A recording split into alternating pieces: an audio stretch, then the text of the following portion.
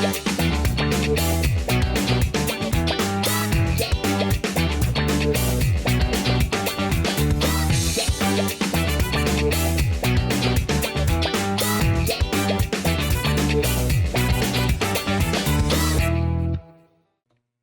everyone listening. I just need to make a brief announcement before we start the show today because you know what? I've got a lot of loyal followers, but more importantly, a lot of patrons who support this channel.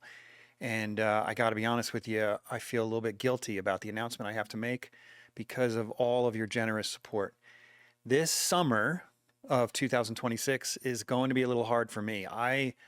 As many of you know who are followers of the podcast, I've got a lot on my plate as obviously I'm running a full-time business as an artist and painter. And also I've got an online school, an in-person school. And I've also got this podcast. But this summer, unfortunately, as a homeowner, my house is far past due in needing a major renovation. So I can't afford the people that fit my standards. So I've got to do it myself. And I'm not going to be in the studio for quite a while this summer. So it might be hard to get out podcasts. And I'm going to be a little inconsistent. But I beg you to be patient with me. I promise I am not ending the podcast or even ending the consistency indefinitely. Just until I get my house fixed. And then I'm back every Monday. Now, that's not to say I won't be here every Monday. I'm going to try. But if you see that I'm missing, don't forget about me. Don't forget about my guests. Don't forget everything that you've learned to love about the podcast. And again, particularly, I'm concerned about my patrons. You know, you guys are great and you contribute every month. And I really appreciate it. So I hope I'm not letting you down. Anyway, I will do my best to get them every week, but I may miss a couple. So thanks for listening and enjoy the podcast. David Gluck. Hello, sir. Hold on, making sure it's all set Dude, up. it's been forever. It has, man. How you doing? I'm doing great. How about you? Got to make sure the light makes me less bald looking. That's important. You can do that in post. You can fix that. Yeah. No, we have all kinds of digital wigs and so on to fix that. But I can barely hear you, man. Oh, okay. Hold on.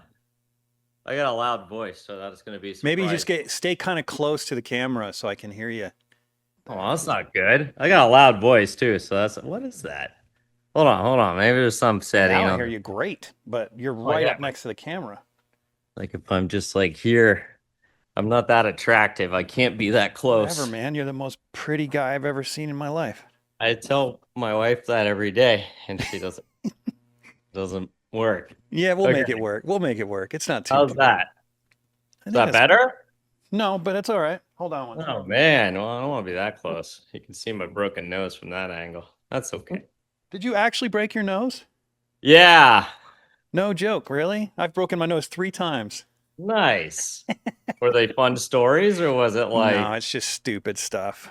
Yeah. Trying to slam dunk on a basketball hoop, landing on my face. Nice. I saved somebody's life for one of them. Oh, you've done it a couple times too? No, I was saying I saved somebody's life, and that's why I broke my nose, but I was lying for the interview. No, I didn't do anything important. All right, is that better? Yeah, how's that? It's a little bit better. Yeah. It's a little bit better. Actually, no, it's pretty good now. Oh, okay, cool. I got a loud voice, so it's probably good. It's a little drowned out. No, it's good now. Okay. Dude, so last time I think I talked to you was when we were on the phone like a decade ago, and you just were about to have your first kid. Wait, do you even have more than one yet? Yeah, we started collecting them. We got a couple now. How many? We got 2. Really? How old and now are I'm they? too old. I don't know for whatever. I'm probably not going to go around 3, but we got 10 and 6 right now. It was literally a decade ago then. That's my wild. God. Don't make me feel old. Whatever, man. My kid just got married. I don't even want to hear about it. Well, I didn't say you weren't really old, but I didn't want to feel old too. Yeah, you know, that's true. It's hard. Yeah, we shouldn't both have to suffer with old age. This is true. Well, you know, it's I was a little bit late to the party with kids. Like I'm 46.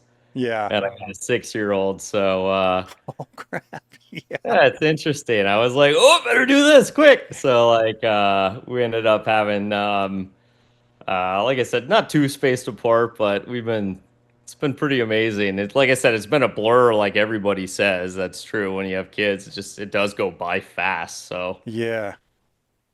but So that's crazy. how, I remember we first met at the Porch Society, which I'll bring this up with Kate when I have her on too, but I still have fond memories of that first time we met when I had come to do and I had come to just as a member of the contest, the top 20.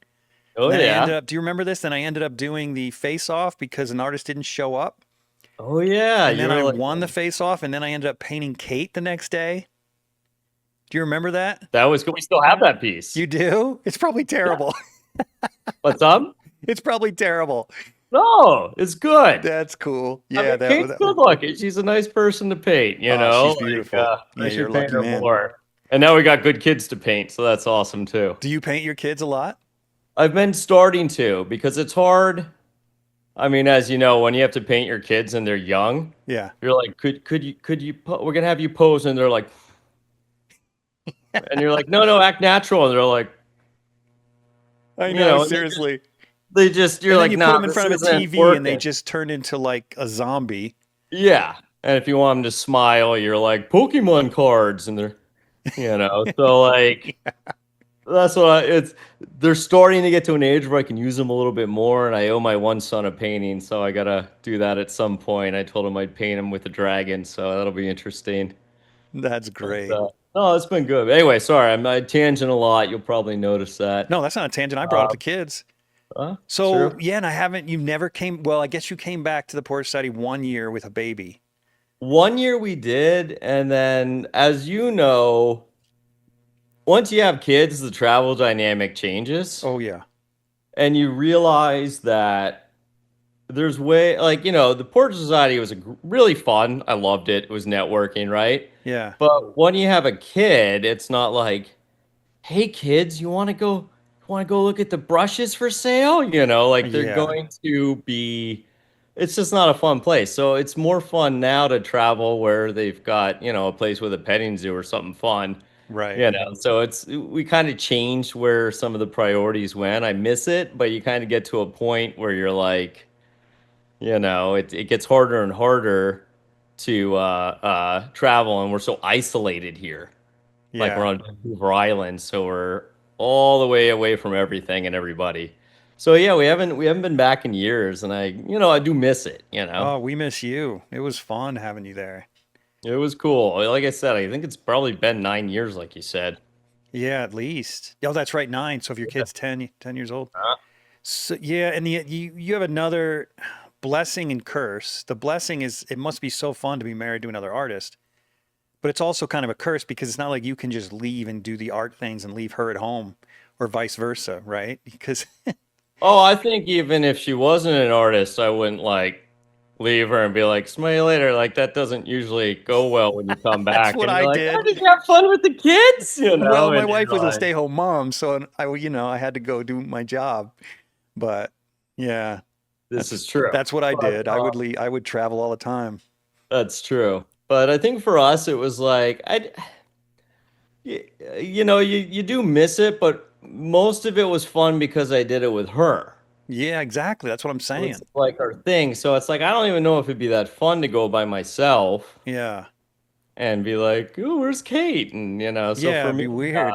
it was doing it with her. I think last Hmm. time we went, it was because I think I was like, I don't know what it was, top 40. It's like the participation ribbon thing I got, and then she got like fourth or something. So it was really cool. Yeah. So she kind of went out on a bang in my mind. I was really happy about that. And it was nice because we both place usually every year, so that Yeah. was fun.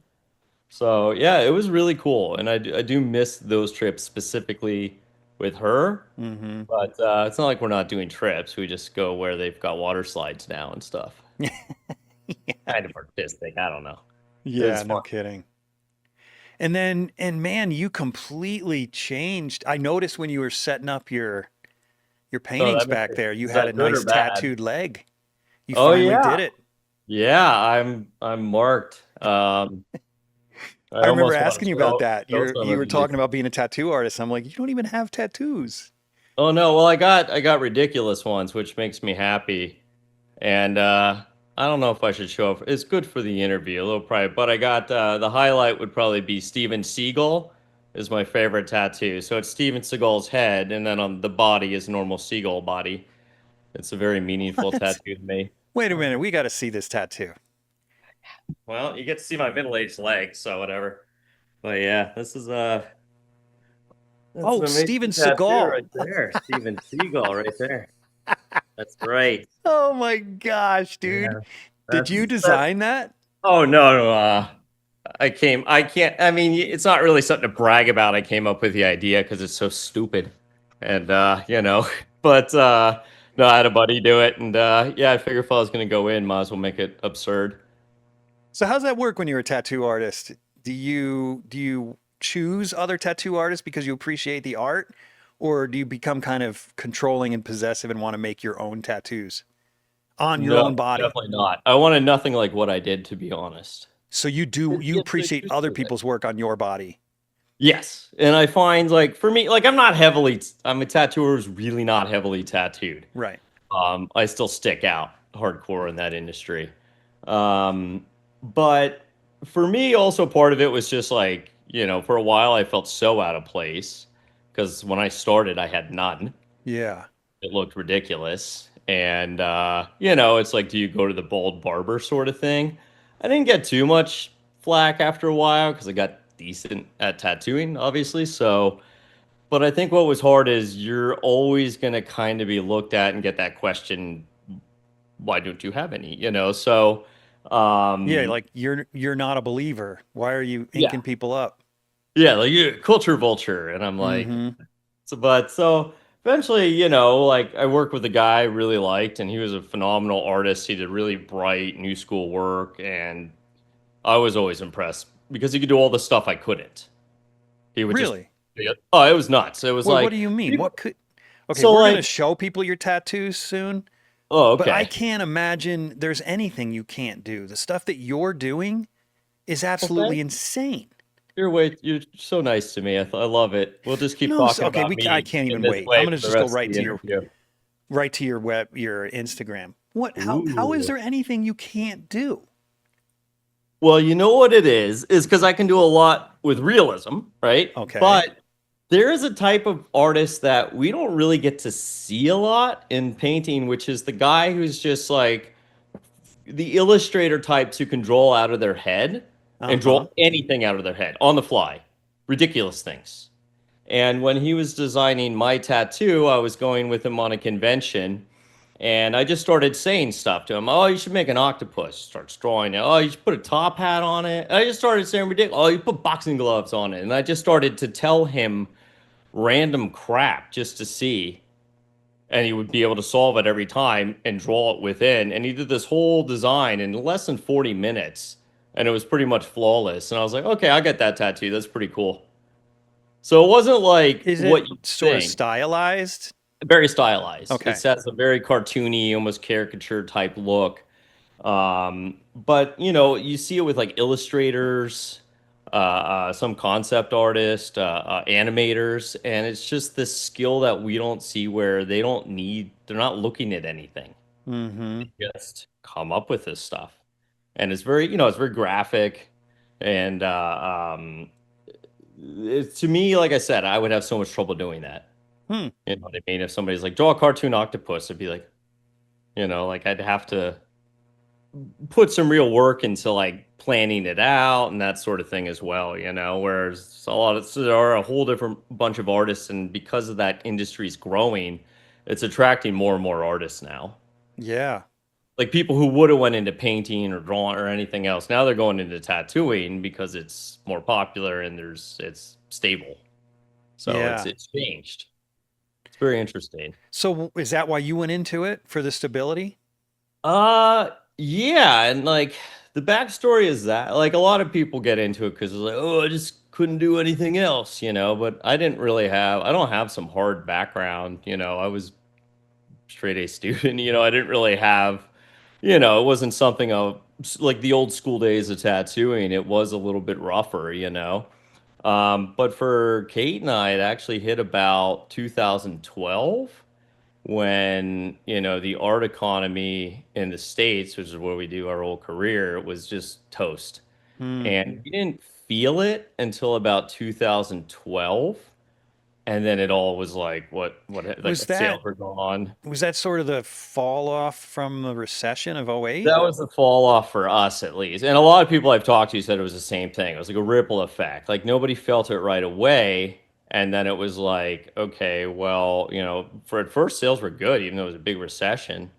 And it kept dropping off. And then all of a sudden, like a bank, you know, our galleries were going bankrupt and Mm. disappearing. We had one gallery guy who we think was disappeared because he was charged with felony embezzlement and then was probably in with some bad people, and nobody's seen him in 15 years. So that's interesting. Whoa. Um, yeah, I know, right? So it's kind of, and that's the funny part. But oh, tattooing's got this criminal element. I'm like, not compared to painting, apparently.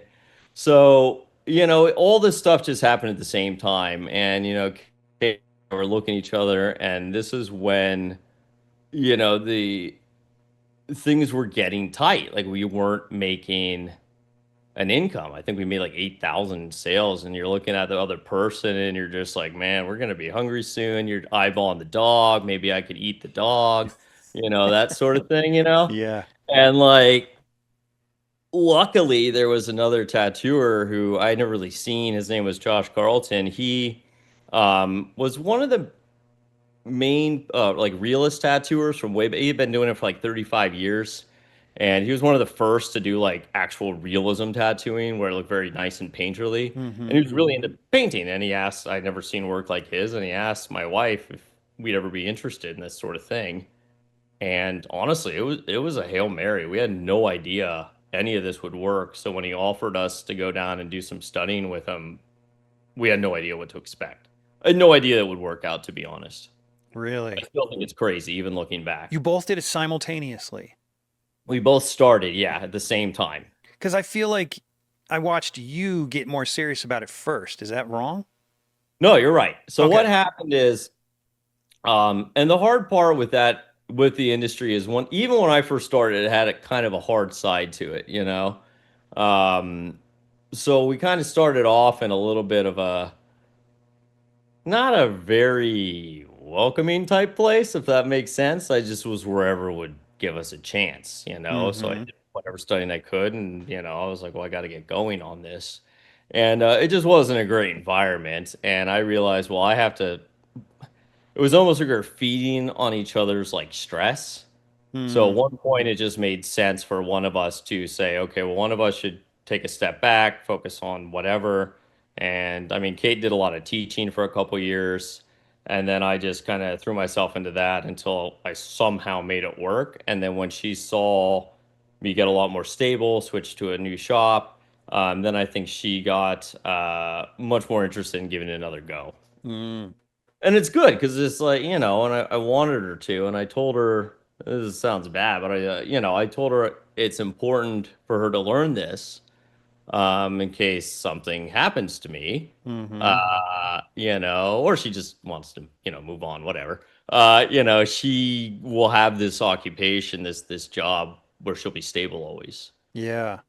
So it was kind of like a security thing, and then she just took off and ran with it and just started doing incredible. So it was Yeah. not. Yeah. You guys are He was both good right doing away. great I was stuff. not good right away. So, How much, how similar is it to just drawing? you know what? It's a lot easier once you know what you're doing. What? How is It's that? way easier. Cause like with there's two things that I found is when you're trying to make an oil painting, you're trying to, at least for me, you're like, I have to make the best painting that ever existed in the history of mankind. Yeah, And we that's put all. really undue pressure on ourselves. Yeah, it's just so much. And like the standards are so high. There's so many good artists. Like everybody's good. And you know, you're like, oh, it's just not quite good enough. I'm gonna paint over it. I gotta make this better. But with tattooing, the design's done. So you do the design beforehand. It's not like you start with blank skin and start tattooing directly on somebody, right? Like you have a design that you can make in Photoshop or whatever else. Some people hand draw, and then you have a stencil that you follow. So like half the work is done. Like the hard thing is like, when you're trying to get a likeness, you have to block out all the shapes or whatever, Right, right? right. None of that. It's all there. Oh, gotcha. So it's like follow the map. You And you it's sort just of like, trace it with, isn't there like a purple line or something you yeah, transfer? Okay. yeah. So it becomes kind of, I mean, it sounds bad, but it has once you're comfortable with it, it has a mindlessness to it. And that's my favorite thing is I get to talk all day. And I love my voice, so it's perfect, you know? So it's like, and I like the human part. It's really cool. Yeah, So you probably get once you're pretty tight with going, your clients. I'm great. So my best friend started as clients, and it's just a totally different world, totally different people. It's very different than the art world, where like a painting collector there's almost this like very serious air to it. Mm-hmm. You know what I mean? Like, oh, I have to sell them on myself. I better sound smart, which is really hard for me. So like, I have to like, you're putting on a presentation. Like, what's this Right. about? And I have to be like, oh, it's about existential, colonial. Like you have to It's come real up with. highbrow, the It's art very world. highbrow, which I'm not. And so, like, when you get a tattoo client, everything's described like, oh, that's dope. And I'm like, yeah, that's dope. And that's cool. Like, it's a lot more low Yeah. pressure. Everybody's happy. People are coming in very nice. And, like, you get, like, some really cool people. Like, I got one guy right now, just as an example of like the difference between painting and tattooing. I got one guy right now, and he's like a SWAT team person in Canada, right? Kind of like a Uh-huh. higher ranking police. So I get a lot of police, and you know, you make a connection where it's like he knows I have two kids. He's like, oh, well, if you want, we could bring the whole team to your kid's school. We could bring the little bomb robot and the armored No way. vehicle. And it's like you just get these opportunities you don't get in painting. And he's like, yeah, Yeah. because everybody wants you to like them. Whereas I feel like with painting, it felt a little bit harder, like a slog. You got to convince somebody to buy your work and put it in their bathroom or whatever, you know? Mm-hmm. I found that much more difficult. But tattooing, it sells itself. People are always thrilled, and people are there in their best mood every day. And that's what I love about it. It's like everybody shows up with a smile. Everybody's this is their luxury they're getting for themselves, and they probably thought about it for years, and it's a good day for them, and people are very nice to you when it's their highlight of the year or whatever for some people. Hmm. So it's nice. I like it. I mean, you got some sad days, you get some memorial stuff and everything, but generally I really like that component at a surprising level, even compared to the isolation of painting, I should say. Yeah, that does sound pretty awesome. I mean, that's one of the main reasons I teach, just to not be isolated. So It, that that, that yeah. really appeals to me. Yeah, and that's what I like. I feel with teaching it can be hard because I don't know if you notice this, like, do you feel like a pressure or an expectation with people where like you have to kind of guarantee some level of results? Of course. Absolutely. You don't feel that in tattooing? I mean, the thing now is like I have a repeatable system, so there's no pressure. Because they know exactly what they're going to get. Yeah, they know. It's just like I start at the bottom and I go to the top and I do my little shady stuff. And I've done it so much now that it's like I said, your brain just goes on autopilot and you just go through. That's how I can talk all day because it's not so mentally Okay. demanding now that I have to like sit there. I mean, there'll be a moment when I'm like, okay, I got to put this little mark around the eye. I'm going to be quiet for a second. But typically, you just can get into that flow state very easily and chat, listen to music, whatever. Dude, you So must I be a find, blast to get a tattoo from. well, I bet people are just laughing the whole time. I have yeah, I have a rep apparently. It's not bad, I think. Oh, it's got It's to be like, the it's an best. experience. If I ever had a tattoo and I had to spend 100 hours with a tattoo artist, I would go all the way to Vancouver Island for it, just Oh, for it's that definitely a entertaining time. experience. Well, we do the hypothetical games and all that sort of stuff. It's Yeah. very important. And I think the only hard part for clients is most of them I force to interact and hang out with me because I'll get bored otherwise. So that's the only, like some people who are naturally quiet, I don't really let them have that. That's probably like the negative part. I'm like, well, you Yeah. you have to answer my hypothetical, and if you don't, like, I'll just have to stop tattooing for a little bit, until you participate in my stupid game.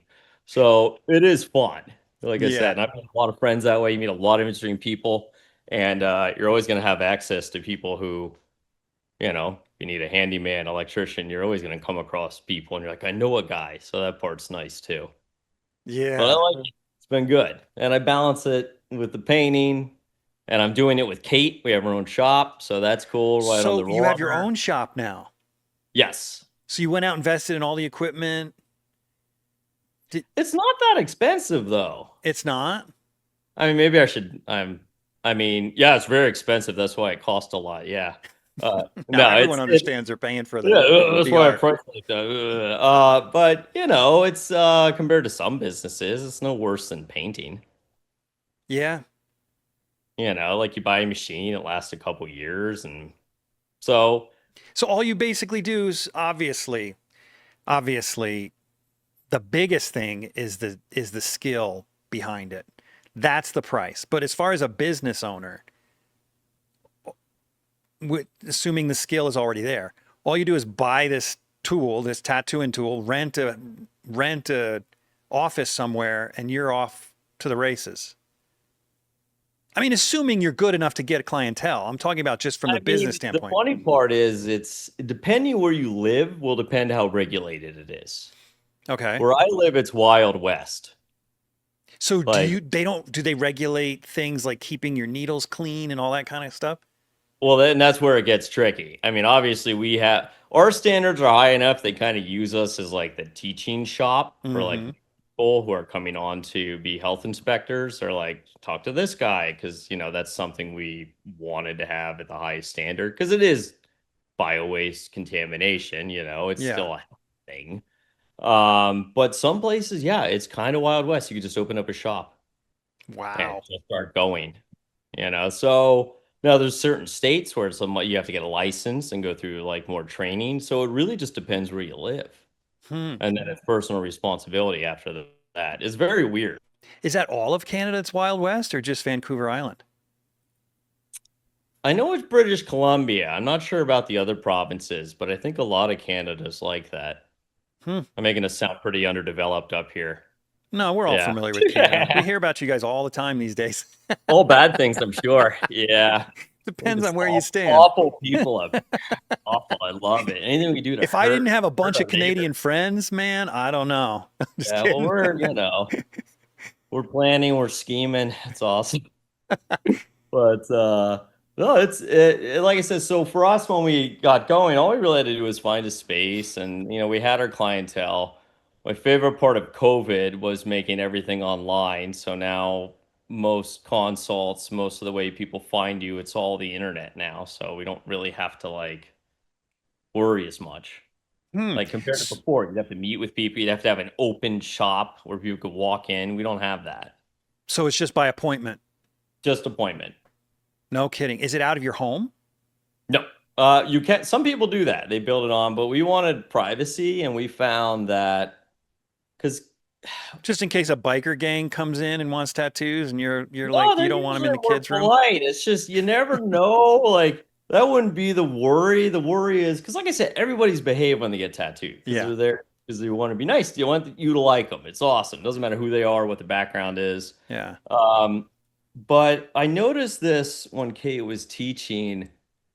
And I won't go too into it, but it's like when you have a business out of your house, boundaries are not always respected. Yeah. And I remember Kate had a workshop once, and this kind of highlights it, where, I think she was like catering it. We hired people and they would make the food. And like, if you paid like 15 bucks, you get a big meal or whatever, right?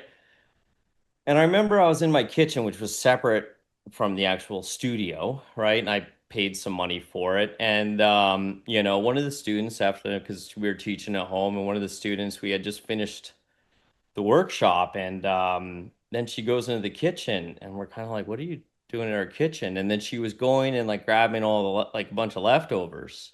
You can't be And we're serious. like, "Well, what are you doing?" And she's like, "Well, I've just been doing this for dinner too." And I go, "Well, we're not like, that there's a certain portion we've just, like we paid into this too." And then she was like, "Oh, I need a biscuit." And she took a biscuit off my plate. And I was kind of like, What? yeah, this is weird. And I was just kind of shocked. I'm like, I don't really know what to say. This is just weird. But I think after like these kind of experiences, and I'm not saying everybody's like that, but you have a couple weird experiences where you're kind of like, I don't know if I want people in my home. Yeah. Feels a bit weird. Um, and so because we used to teach her when we decided, especially with Kate, she wanted to have like a business that's separate. Yeah. So it has a separate feel, separate identity, like everything. So then when Right. people come there, they know they're going to a business. It doesn't get too casual. If they want to go grab lunch, they can do that next door, that sort of thing.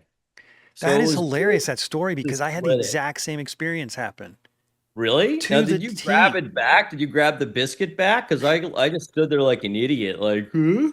I mean, But right down, I mean, with the exception of the biscuit, obviously, but so in my studio, I have a kitchen too. That's my private kitchen. In fact, I have a yeah, kitchen for the students and I have a kitchen for me.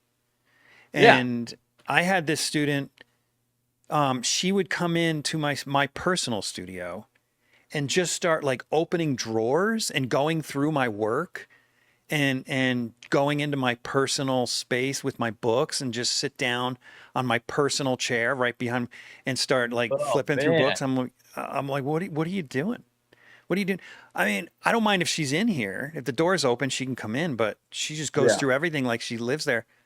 And then one day she comes into the kitchen with her, she had brought in a frying or one of those griddles, like the electric griddles where you make pancakes or whatever. Nice. And she starts Nice. frying up her food in my kitchen. I was like, "What are you doing right now?" Nice. And I ended up actually asking her to leave. I said because I spoke to her and said, "Look, there are boundaries here. This is my space. That is your space. There are Yeah. certain things you can do here, certain things you can do there." And she didn't get it. She kept doing weird stuff. So finally, I'm Yeah. like, "Look, you're out. I'm sorry. And You're too weird." I didn't say you're too weird, but it's like you're you out of could here. have, But I've only had that or happen just once, thank goodness. Most yeah. people are pretty smart about boundaries. Yeah, but all it takes is that one I person, and you're know. just like, It and freaks you out. they freak you out and they throw you off, and then you have to have this really awkward, weird conversation with Oh, them totally. that you're not prepared for because nobody thinks about this stuff happening. So you're just like, so when I have a biscuit, you can't take the biscuit. And it's just weird, and you're like, How are these people raised? I don't understand that yeah, type of I don't get it. personality. It's like, This episode is brought to you in part by Rosemary Brushes. If you're one of my listeners who's a professional artist, you're already using Rosemary Brushes. But for the rest of you, come on. Take your work a little more seriously.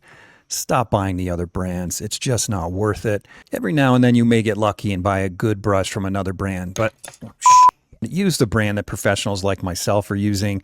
Go to rosemaryandco.com, link in the description or the show notes, and get yourself some quality brushes before your next painting. do you like you're into still really enjoying it? Does it feel Oh, I love teaching because I love I just am a people person. I like you're talking about. That's my way of connecting with people is being able to nice? teach. That's Um, cool. yeah, I love it. And the older I get, the more I'm finally feeling like I'm actually qualified to teach. I mean, when I started teaching 20 years ago, 25 years ago, Wow. I felt like a fraud, you know? But the thing is, what I notice and what I always tell new teachers is it's self-regulating. People are going to sign up for you that want what you have. So you're never a fraud. So what really it comes down to is my students are getting better and better and better, That's cool. right? You know, Well, more as your more name grows too, you're attracting, you actually have probably enough requests where there's a bit of a wait or spillover, I'm assuming, right? sometimes, yeah, sometimes. Not all the time, but yeah, sometimes. But yeah, I really enjoy it. It's fun. That's cool. That's Yeah. very cool. So Yeah. how are you balancing painting with your tattooing these days? Because you're still It, painting.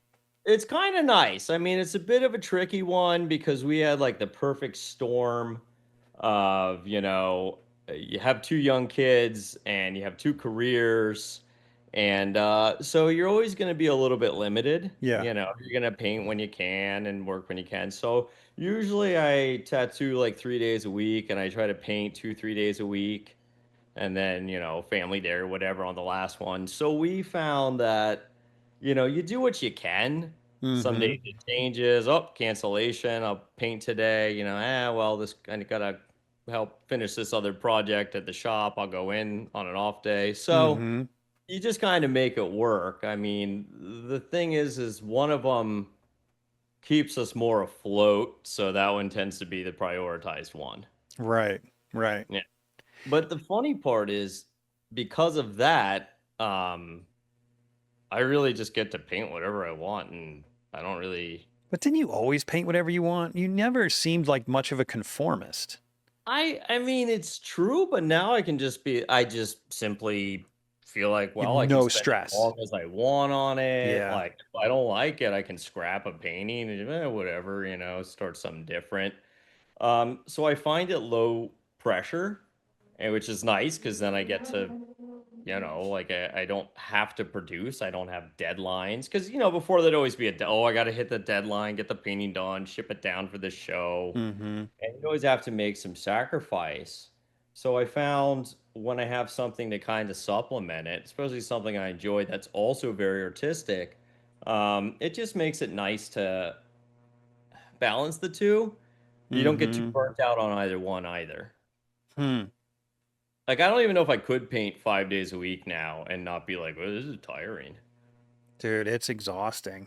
Yeah, it's like I said, it's pressure because the better you get, the longer you do it, the more you realize, like, well, it has to be better than the last piece. Oh, I I know. have to do something different, and it's just, it kind of kills you. And you're looking at what everybody else is doing, making great stuff, and you're like, well, I better up my game. And so, Hmm. it takes the pressure off of trying to meet any sort of timelines, at least. Yeah. So are you still trying to sell paintings or do you just keep them to yourself at this point? Uh, I mean, I guess it's beer money. I don't know. So, like, for I still have some galleries that I work with. I got a really great one I've been really happy with, in Tucson, and he's been doing a great job. Um, What's the but name what of that gallery? Sanders Gallery. Okay. I really like the guy. I really like the guy a How'd lot. you find him? My buddy found him first. Adrian. You probably Adrian Gottlieb. You're friends with Adrian Gottlieb? Yeah, we're really, really good How do you know friends. him? I've known him for God, a really long time. I think I met him at the PSA. Is he Canadian? No, very not. He's in where is he? Illinois, I think. Really? Champaign, wherever that is. Okay. But yeah, and actually, it's funny with him because painting to me is cripplingly boring at times too, and frustrating, right? Yeah. So another glorious part of COVID was that when uh, COVID hit, Zoom became more normalized. Yeah. So it kind of feels like you're hanging out with somebody. It really does. It's But kind of it feels like you're remarkable. social, especially when you don't, when you have kids, you're not gonna. It's hard to set up play dates with your friends when you're like busy, especially if they don't have kids. You're like, well, we're just not gonna. It's not gonna be that easy, time's limited. So I actually probably paint with Gottlieb a couple times a week now through Zoom. Get out of town. Yeah, so it's You fun. just So get him on Zoom and you're both sitting painting and having a chat. yeah, and it's cool, and I'd like to do more. It's a fun thing. I don't know why more artists didn't figure this I'm out. going to The thing start is, doing that. painting's That sounds boring. fun. Because like there are times in a painting where you're just going through it. You're like, okay, I got to do leaves all day today, and it's fun to have somebody else to bounce ideas off of. And you could have lulls in the conversation. Doesn't matter because it's like you're hanging out with somebody, Right. and they could live anywhere. So like I usually Such a paint with them cool a world couple that way. times a week. And I was teasing him too. I was teasing him. I got asked on the podcast before him, and yeah. Oh, he's in my list. Oh, he is. He's Just on let my him know list. I made it here first. I just Yeah, well, you're my buddy, man. I don't know Adrian. Big deal, Dave. It's nice. No, great guy.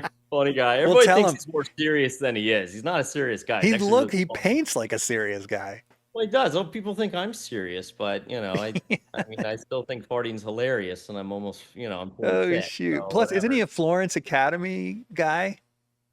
I mean, yeah, but I don't know if that he doesn't wear like one of the like a scarf or anything in the beret. Or You know? what I heard a rumor, I can't remember whether it was, I think it was actually Angel Academy, where one of their professors wore a cape. Oh man, I would do that in a like As a obnoxious way, joke. Yeah, yeah. No, I and to think he like was serious. fly through the studio and Yeah. annoy students, right? That would be fun, and just be like, I don't know, it'd be. Just have But everyone if call it you was like a Maestro. real thing, or it's just weird, like you like do Dracula with it to like leave the room, No, I like could be wrong like about that, fix but your I'm pretty bar and be sure it like, was real. yeah, and then like zip out. Like that'd be, I mean, that'd be fun actually. I don't know. I might do that now that you mentioned it. Yeah, you should try it. Try it at the tattoo Yeah, parlor. See how that goes over. nice. You'd probably get into it, Yeah, but yeah, seriously. he is definitely not a serious dude, and which is good because a lot of artists are very serious, and it's very like we're not curing diseases here. We're just I making know. I we're, know. we're decorating blank spaces on walls in rich people's bathrooms, and that's wonderful. We don't need to Yeah. feel like we're doing anything beyond that. We should just be happy we get to do it. Oh my gosh, you're one of the first people that has said that to me. I always say that to other people because I just Well, feel like we take ourselves way too seriously. I don't think I no, am any different than a furniture maker or a plumber no, or it an doesn't matter. electrician. It's just a craft. It's just another Well, craft. what I always tell people is I was like, you know how like you always see these apocalyptic movies and they're like, oh, we got to save the best of humanity.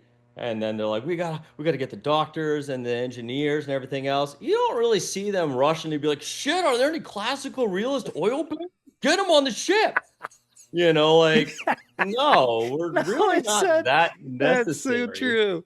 Yeah, oh my God, without the painters, what do we do? And it's like, just be happy you get I to know. do it and have your actions, I hate to say it, be a bit kind of inconsequential, It really and is. but enjoy that. I mean, I Yeah. find that kind of nice because I'm like, it's low stress.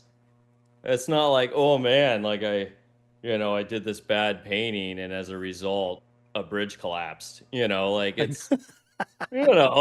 think of it's the like, oh, yeah, generations of my family that never had a painting in their home yeah, until I was born, because it yeah, was just, and yet I mean, if you take some artists seriously, from their perspective, all the way back to the 1600s, of all of my ancestors who never owned a painting, they were just living miserable, weak, terrible lives. It's yeah. like, It was how did no, they they were wake up in the fine. They were morning? fine. They found joy in their children, and other things. Yeah, They were all normal right. things. We're Exactly. really selling this art thing, aren't we? Yeah, I mean, we're gonna get a lot of hate, but that's cool. They're like, it's important what I do. We big have to paint the yeah. So yeah, I mean, Oh, I found shoot. if you can also just like laugh about what it is we do and appreciate again how lucky it is we get to do what we do. Oh, yeah, we're so lucky. It's awesome. Most people, like a lot of people, want to do something artistic for a living. But we don't need to elevate it beyond that. I mean, I don't know why people associate artists with being like the most critical, deep thinking, sensitive, you know. Like Yeah. I still laugh when somebody hurts himself on their bike. I mean, I'm not like some sensitive great person. Yeah, and if they fall off their bike and fart at the same time, it's Yeah, just a I'm freaking riot. exactly. I'm golden. I'm like, come on, kid, this is great. Let's Life is go so watch this much better again. right now. This is why the internet's amazing. Oh, Um, shoot. exactly. But no, I mean, because you've been painting, you do a lot of very meaningful paintings though too. You do a lot of paintings for But the yeah, I church do and stuff biblical too. stuff. So it's pretty neat. And I think the thing is, the subject to me is what's meaningful. Yeah. And the way I look at my job is just to be good enough to not screw up the subject, Yeah. right? It's not me that's meaningful or my paintings that are meaningful. I'm just doing them. I'm trying to be a good enough painter so I don't screw it up. It's like, again, back to the plumber Right. comparison. Yeah. Plumbers are great. Everyone needs a plumber when your toilet is flooding, right? Yeah. And if Exactly. they just need to be good enough, to make sure your toilet stops flooding or isn't Exactly. clogged or whatever. They don't. That's it. That's it. You Yep. know, fix the problem. And I see the same thing with my biblical paintings. I just need to be good enough to execute the problem appropriately. Well, I think they're looking stellar, and I like Thanks, how man. ambitious you are with your stuff, and it is impressive, Oh, I especially appreciate it. Yeah, the well, scale.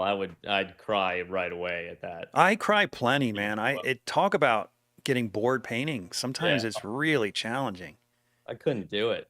I Well, could. the I hardest mean, part is it's like a year or two sometimes, and it's just like, do I have to look at this thing again? I would outsource it. I'd try to train my kids or something. I don't know.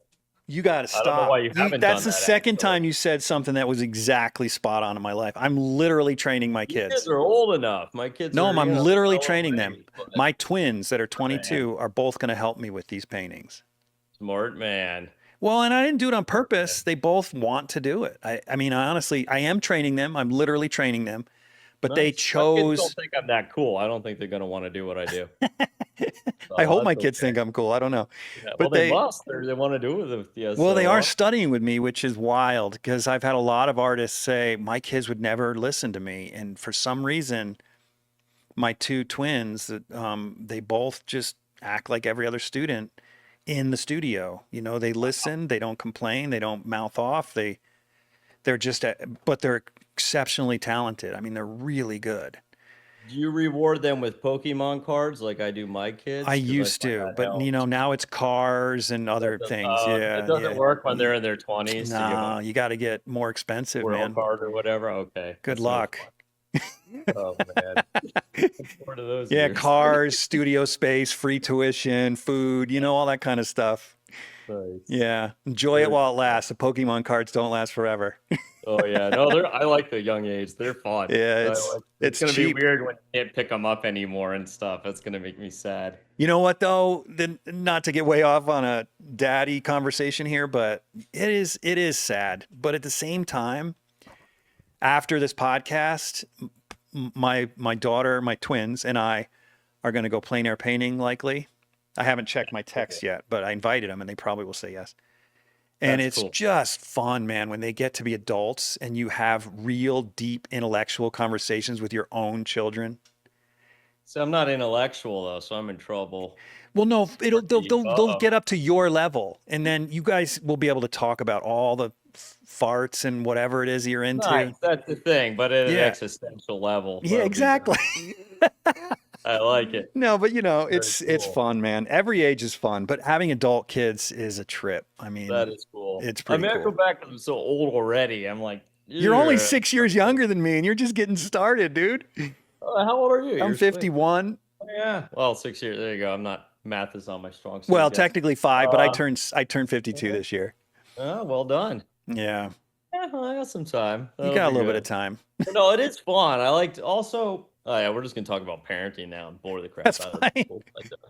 Tough. They'll have to suck it up through it. So like, yeah, I mean, it is the one thing I will say is this because I waited as long as I did is I don't have any like, oh, I feel like I missed out on anything. Because a lot of people I find, I don't know if you've come across this, and this is like, this is my only real, well, not only, this is one of my pet peeves, is when people have kids and then they're like, oh, I would have went into painting, but then I had children.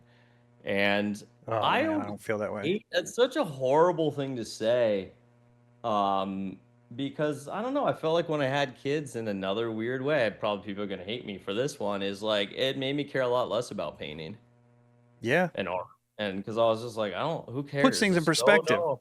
It does. And it's not like, oh no, I may not make another extra landscape, but because of the time limitations, but you got these things that you invest in that are bring you a lot of happiness, and I found that it changed the perspective of what the goal was, like all my goals were, if that makes sense. Oh, totally. I always tell people that I've spent the past 25 years trying to make a masterpiece, and I still haven't done it, in my opinion. I can't. It's like it's a goal that is just always a little bit out of reach. But yet, it took me 60 seconds to make my twins, and they are Nice. truly masterpieces. Nice. maybe a minute and a half, maybe 90 seconds. Nice. You know, I was young at the time, so Yeah. Well, you were efficient is what you're looking for, and that's what's important. There's a job to be done. yeah. But I mean, all joking aside, it's like there's nothing cooler than Yeah. creating a human that you love and adore and you get to raise up and teach and care. I mean, it's just nothing cooler than that. And no It's my offense to favorite anyone who thing. doesn't have kids or doesn't want kids. This is just my feeling Oh, and yeah. obviously I have yours too. lots of friends that don't. I don't want them to feel like I'm judging. I mean, but if you want them, have them. If you don't want them, don't have them. Yeah. But yeah, it's my favorite thing I ever did with Kate, and that was, we've done all multiple careers together now. Yeah. We did our careers together. We did our tattoo career, and that was my favorite thing we did together Yeah. was have kids, Yeah. and that was the coolest accomplishment I feel like. Yeah. That's awesome. I love But hearing not, that. not to be all sappy or anything, No, but man. I think every parent feel. I we'll hope we'll most. get I back to hope park most parents feel that way.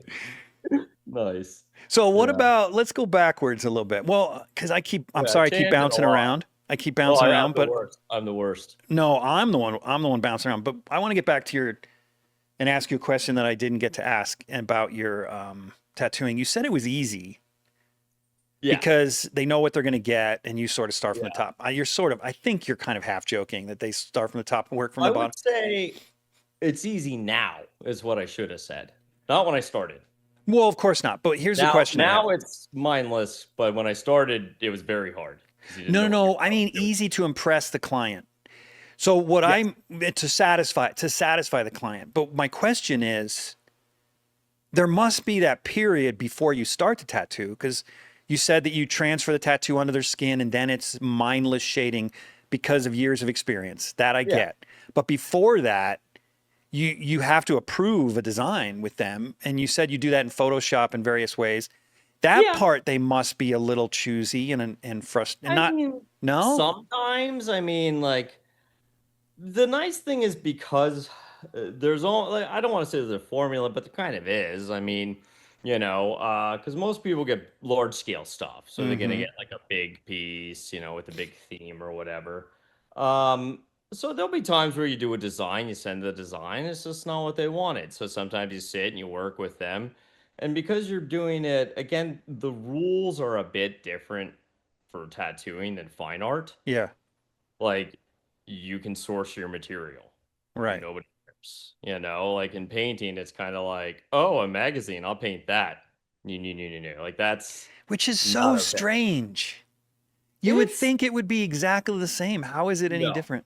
It's because, like, you know what it is? Yeah, I'm gonna make myself sound bad, but it's like when you're a tattooer, you're kind of a working artist. Get it done, whatever it takes. Get it done, No, I mean right? strange from an ethical perspective because Yeah, but what you were suggesting is that among painters it's unethical to take something from a magazine and put it in your painting. I think that's what you're saying. yeah, well, I'm saying there's different standards, and I don't really have any strong opinion. I don't really care what anybody does. Just be happy, make art, whatever. Right, I get But that. But why I is the think there standard is a different? standard there, and it keeps the bar moves. Like, there was a while where it was like, oh, if you work from a photograph, you're the devil, and it was like, ugh. And like, it keeps changing. It's gotten a little bit more laid back, and but I never understood why that was. It was just always early on there was this, and my guess would be because, like, this whole realism resurgence is so new and fragile. It's only probably, I don't know, been around 30 years that I kind of seen, since the Yeah, whole academy, whatever, traditional arts really come back, is that yeah. like they had to have something to hold back onto because they didn't want it to go backwards again. That's my guess. Really?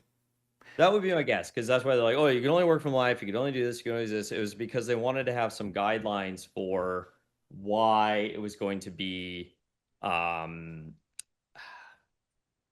they just wanted to keep it moving forward. They want to have some rules, I Zoom did guess. a thumbs up for you. I've never seen that in all this What's time. this? Oh, it did? You did a thumbs up and then Zoom did one on top. I've never seen that before. What's that? Like Keep it up. this? Keep it up. That's pretty cool. Did you see it? From my 6-year-old. I didn't see it though. Oh, only I'm Oh, seeing it. that is good. Yeah. I should see the whole interview. Technology's changing so fast I can't even That's keep cool. up. Yeah, my 6-year-old just came in here. Hey, buddy. Hey, can I meet him? Yeah, Miles, come over here. You got two boys? You gotta say hello to Uncle Jeffrey. Come here. You got two boys? 2 boys. That's cool. Come over here, kid. You want to look in the camera? He's ignoring me. Come here. Show that face. Show that face of yours. Look at this thing. Look at this face. Come here. Oh, nope. He's got to go. Never mind. They have a mission. Oh, you're toying with me. I He gotta literally meet had your his hand kid on my leg now. and then like ran the other direction. They're shipping out. Sorry. I don't Whoops. believe you. I don't even think you Anyway, have kids. I I think swear you're I full have of kids. crap. I didn't make it up. It was I think funny. you're I'm like, full oh, of here it. it comes. And then like I heard I I'm didn't like, hear oh a squeal. I didn't hear a little yeah. voice. I heard nothing. That was, I have no it's a Fight Club moment. It was in my head the whole time. What do I have oh, no kids? shoot. That's But funny. yeah. But oh wait, where was I before? Oh, we were talking about, yeah, we were talking about your theory as to why Oh there are yeah, different yeah. So it's standards like in tattooing. I guess that's what it is. I mean, I don't really know, and I feel like maybe with tattooing, you just got a job to do whatever it takes to get it done. So the rules are all But it doesn't different. don't the clients sort of, well, let me give you a theory that relates to what I was about to say. Is, I said earlier, maybe painting is sort of perceived as highbrow, Yeah. only really wealthy people buy paintings, Yeah. generally speaking. And so maybe just by default, the standards, we feel the pressure to raise standards. Whereas Yeah. I tattoo think that's artists, they're very dealing with much yes. every type of person of every economic level. And Yes. so people are just like, just give me something cool. I don't care if it's off the back of a magazine or what it is. Yeah, Just they don't make it have the cool. same standards as maybe like I don't want to say they don't have standards, but they don't have the same ideas as maybe like an art collector or something. Yeah, yeah. Got it. Like you just said, like highbrow, like how the piece is made is important, and you know that sort of thing. So I could definitely see that, and that's another reason that it's a bit more Wild West is that it's okay to, and it's also something too where it's like you're gonna get subject matter that's vastly different than painting. Yeah, like someone might want Batman on their shoulder Yeah, or well, something. You're not Batman. going to It's paint not that. like I'm like, oh, I gotta go dress somebody up like Batman, and I'm gonna have them sit for me, and then I'm gonna draw. Like Right. it's you do whatever it takes to get you know Plus, they the want the job done to make actual them happy. Batman that they saw in the movie or whatever. Yeah, exactly. So Yeah. sometimes you're just doing what they want. Sometimes it's not even about the tattoo at all. They just want your skills. Like here, do a portrait of this person for me. It's not about me. It's Right. just when you're good at rendering, I want you to do this, and I'm fine with that. So I think I know the answer because of our last conversation about not taking ourselves too seriously as artists. But how much pride do you feel in each tattoo? Or has it become a job? I don't mean a job in the negative sense. I mean a job as in it's a career. It's not like you're attached to Yeah. every last thing you do. I think for me, the difference between that and painting, there's no matter what, you always do your best, right? Yeah. And you always go in with your game face on, no matter what, you give 100%. I think it's always funny when people think, oh, well, if my tattoo's more meaningful, Dave will do better. And I'm like, I will make, if you're getting a space chimp tattoo, like up in a rocket, I'll make it just as well rendered as your grandmother's portrait. Like I'm Mm-hmm. gonna make every single thing as good as I can. But more than that, I feel like the whole experience is what's important. Mm-hmm. So it's everything from the interaction to, the planning process to what they're walking out with. And here's something else I really kind of enjoyed is I don't know if you remember this, is when like I first started painting, you would do this little thing where you would like step back and surprise yourself and be like, "Ooh, I did that." And you would be able to accomplish things that you didn't think you could. Mm-hmm. Especially in those beginning years where there are all the big gains, right? Like all Mm-hmm. the big jumps usually happen in the beginning of a career. And I found it was nice when I started over a new art form, I got to do that more often again. And I Yeah. really enjoyed that. Just being like, wow, I made this image on human skin with a vibrating crayon, essentially, you Mm-hmm. know? And there's something that I really enjoy. So I still get a little bit of that thrill where I find with painting, sometimes that's really hard chasing that high or whatever you want to call it, because it doesn't happen all the time. Mm-mm. I feel like when you switch to a new medium, you're going to get it all over again. Except it's not new anymore. You've been doing it for almost a decade. Yeah. No, for almost 15 years. Really? I didn't Almost. realize you'd already started before we met. Yeah. Oh, I mean, I wow. wasn't as like vocal about it when I first started because it wasn't as good, And also I felt like when I first started, it was like in a weird way, I still identify with just being a fine artist. Mm-hmm. And I thought, oh, this tattooing thing is this other thing I do. And I don't know if like the art world will want to know I do this. They'll I don't know. not I like think it's it. all fine art. It's just one's on It canvas, is. one's on It is. skin. But it's changed a lot. You gotta Yeah. admit, like I remember once I was PT at the PSA, or PSA, whatever it's called, Portrait Society, and Yeah. like there was somebody who was introducing us, and they're like, oh, and Dave is also a tattooer, and it was just like you could hear like the in like the auditorium, the cough and the Well, echo, you got to and like understand the age, tumbleweed like rolled over. I'm like, ugh. the demographics of the Porch Side of America conference are not exactly your clientele This is generally. very true. This is Yeah. very true. So there was still like a bit of a stigma to it, and I Yeah. feel like maybe that's why I wasn't as vocal about it. Maybe. Okay. The Does one that make downside of your career as a tattoo artist is the tattoos die with the people. I mean, of course, it's more sense? sad that the people die. Don't anyone, Yeah, don't get me yeah, wrong, right? But still, it's yeah. like that. But at least you get to take great pictures of your work. You take pictures and like you do get used to it being a different art form. You Yeah. just realize like this is temporary. Yeah. Because even if that doesn't happen, the tattoo ages. It It, fades. it always looks good the first year, and like any tat, even mine, all of them age. They soften, your body breaks it down. That's what happens. How long So do they last and look reasonably good? it all depends how well they're done. It all depends how the person takes care of it too. If you're like Takes falling care of in it. the sun, oh, huge How part do of you it. take care of a tattoo? Well, don't get sunburned all the time. Like that's a big one. Oh, because if layers of skin peel off, ink goes with it?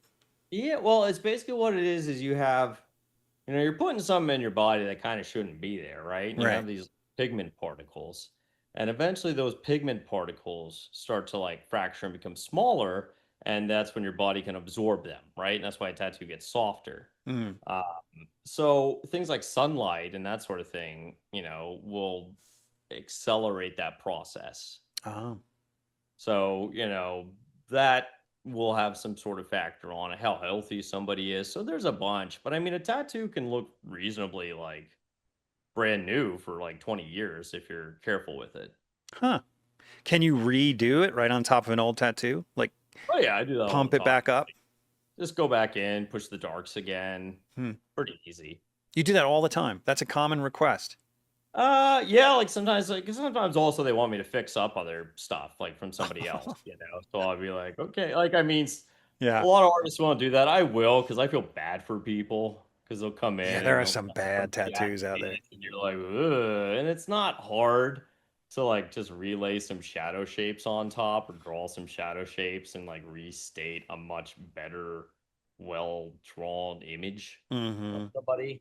So yeah, I will. You can like fix them up like as they age, but generally they're pretty. As long as the person takes care of them, they'll be fine. And I remember for me too, I've only ever seen stuff age about 14 years now. And So they it's looking interesting. good? Yeah, they look fine. Okay. Like they get softer, they'll Yeah. lighten a little bit. Um, but it's just like anything else. Like it's Well, I mean, a gonna painting, if you have a painting out in the sun, it's gonna fade. Anything fades in the sun. true. And Yeah. paintings are more permanent, but at some point everything's breaking down, Yeah. you know. Yeah. Whatever way you look at it, it's always everything's gonna have a lifespan to it. It's just tattoos happen to be shorter, Yeah. if that makes sense. Well, what is it at this point now that you've obviously become a successful tattoo artist and also a successful painter? Do you have one? I know you said you see yourself as a fine artist, but do you have one that feels more you? Well, I should say, like in the beginning, I felt more like that, like a fine artist in the beginning. Yeah. Now it's kind of divided, but when somebody asks what I do, I will say tattoo artist because it makes people think I'm way cooler than I am. Because nobody cares about original oil paintings. If you're like, what do you do? And you're like, I'm an artist. And then they're like, Oh, I get that anything, all they'll the just time. walk Yeah. off to the. Yeah, but if you say you're a tattoo artist, you're apparently cool. I don't know how that happened, but like if you say that, because a lot of people have tattoos. So if you say I'm a fine artist, then you're gonna have to explain it. Oh, I was really traditional type, and here's what I. But if you say tattoo artist, there's so many people that have tattoos, or know people that have tattoos, or it's on TV or whatever else. People are more familiar with it. Um, it's an easier conversation. Oh yeah. I That just makes say I'm a painter, and if they think I'm going to paint their house, or Yeah. I There don't you even go. care, because I Nice. find when I tell people I'm an artist, I know what's going through their head. Yeah. They're imagining someone that's like stacking up their baby teeth on a pedestal and calling it Yeah. lost. Exactly. Exactly. And And it's it's like, got no, that that's not what I association. do. No, I'm like, I actually take this seriously. Yeah. So it makes stuff and it's people I like actually it. try They and be make a good stuff for other craftsman. people. Yeah. And that's a hard thing is how do you even introduce yourself, Yeah. That. Yeah. So right now I just feel like I'm in the middle and I've even done other stuff since I started doing some restoration work, which is a lot of fun. That's what I do for a living. Restoration I of don't know if you saw buildings? that. Actually, that I'm going on a tangent here a bit, but No, that no, was no. I one of want to the hear this. do artistically was my brother and actually Gottlieb got to restore a huge Catholic Polish Catholic church in Pittsburgh. It was like a 12-foot painting. And we had to Oh, redo a huge restoring section of it. paintings. Yeah, I've always so thought that would be restoration work. fun. It's so fun. I mean, it's wild because again, it's another get the job done scenario. So it was terrifying because you're up. It's kind of like you're up on 6 stories of scaffolding, and if you fall, it's a really gruesome death because you're gonna like break your skull, Wow. Virgin Mary sculpture or whatever. But it was neat to do something in some ways it felt like tattooing because you're having to adapt to the situation constantly. But it was neat to do something like that. So it wasn't even about our names or anything else. It was about, and it was almost like in many ways a paint over. Yeah. So the piece was so heavily damaged, it had no real historical significance. And so huge parts weren't really salvageable. It'd been like water damage. So the deacon was like, you guys can just redo parts of this if you want. Dude, you probably made it 1,000 times better than Okay. it was. Yeah, and I know some people have mixed feelings on that. They're like, history's history, and you're like, okay. But um the thing that a lot of people don't realize with that work is like this is a living, breathing like organism. That's what a church is. It's constantly being updated, painted over. New someone will probably paint over what we did in some time. So it's a working church, as they say, I could which understand that means argument if it was a painting in good shape, but if half of it is completely unrecognizable, what else are you supposed to do? and it wasn't very well painted in the first place. It Yeah. was like, you get who you can get. And it was like, I think originally it might have been a copy or something, or kind of a chopped up copy. So it didn't really have any, it's not like we're like, I'm going to repaint Da Vinci's work. Yeah, It that would was, be a problem. Yeah. exactly. So it didn't have that historical significance, but it was cool because they just kind of greenlit us to do whatever. So we like made this almost Renaissance style looking really cool mural. Dude, do you It's have like pictures of this? yeah, it's on Instagram. Okay, let me pull this up. Okay, I can't see your face anyway, but I'll just assume it looks cool. Wait, you can't see my face? No, I haven't seen your face this whole time. I just see your little logo. Oh my gosh, dude. How's this? Oh yeah, there you are. Nice to see All you. right, cool. I don't know if you've been rolling your eyes this whole time or No, not. I fell asleep a couple times when you were talking, but Nice. so Just I'm put it glad you on. didn't see that. Cause oh wait, now you know about it. Nice. Uh, I forgot to turn on my well, I'm camera. I'm sure so there's sorry. filters you can do. Look, go down quite a bit. Okay. There's a lot of tattoos here. Wait, So that's there's not it? part of it. That's it. Click on that. Okay. That's the finished one. Oh, There. wow. That was Wait, is fun. that It was big or like small? huge. It's like 12, 15 feet high. Holy cow, it looks small in that context. And it was like yeah, you could easily. So This that was was it before? before. And it was like in pretty rough shape. Oh my And the gosh, the laminating. difference is insane. It was fun. And it was cool working with other artists. I got to work with my brother and Gottlieb trade off. And it wasn't about just the individual. It was like get the job done. I really like that. So we were trading off who was painting what all the time, and it was a really cool thing to do with another artist. You Yeah, could that's sick. a Who's little this? video of it. That's my brother. Oh, I didn't know your Yeah. brother was an artist too. Yeah, there's a lot. He does like faux finishing and restoration Oh, I'm type work. following your brother.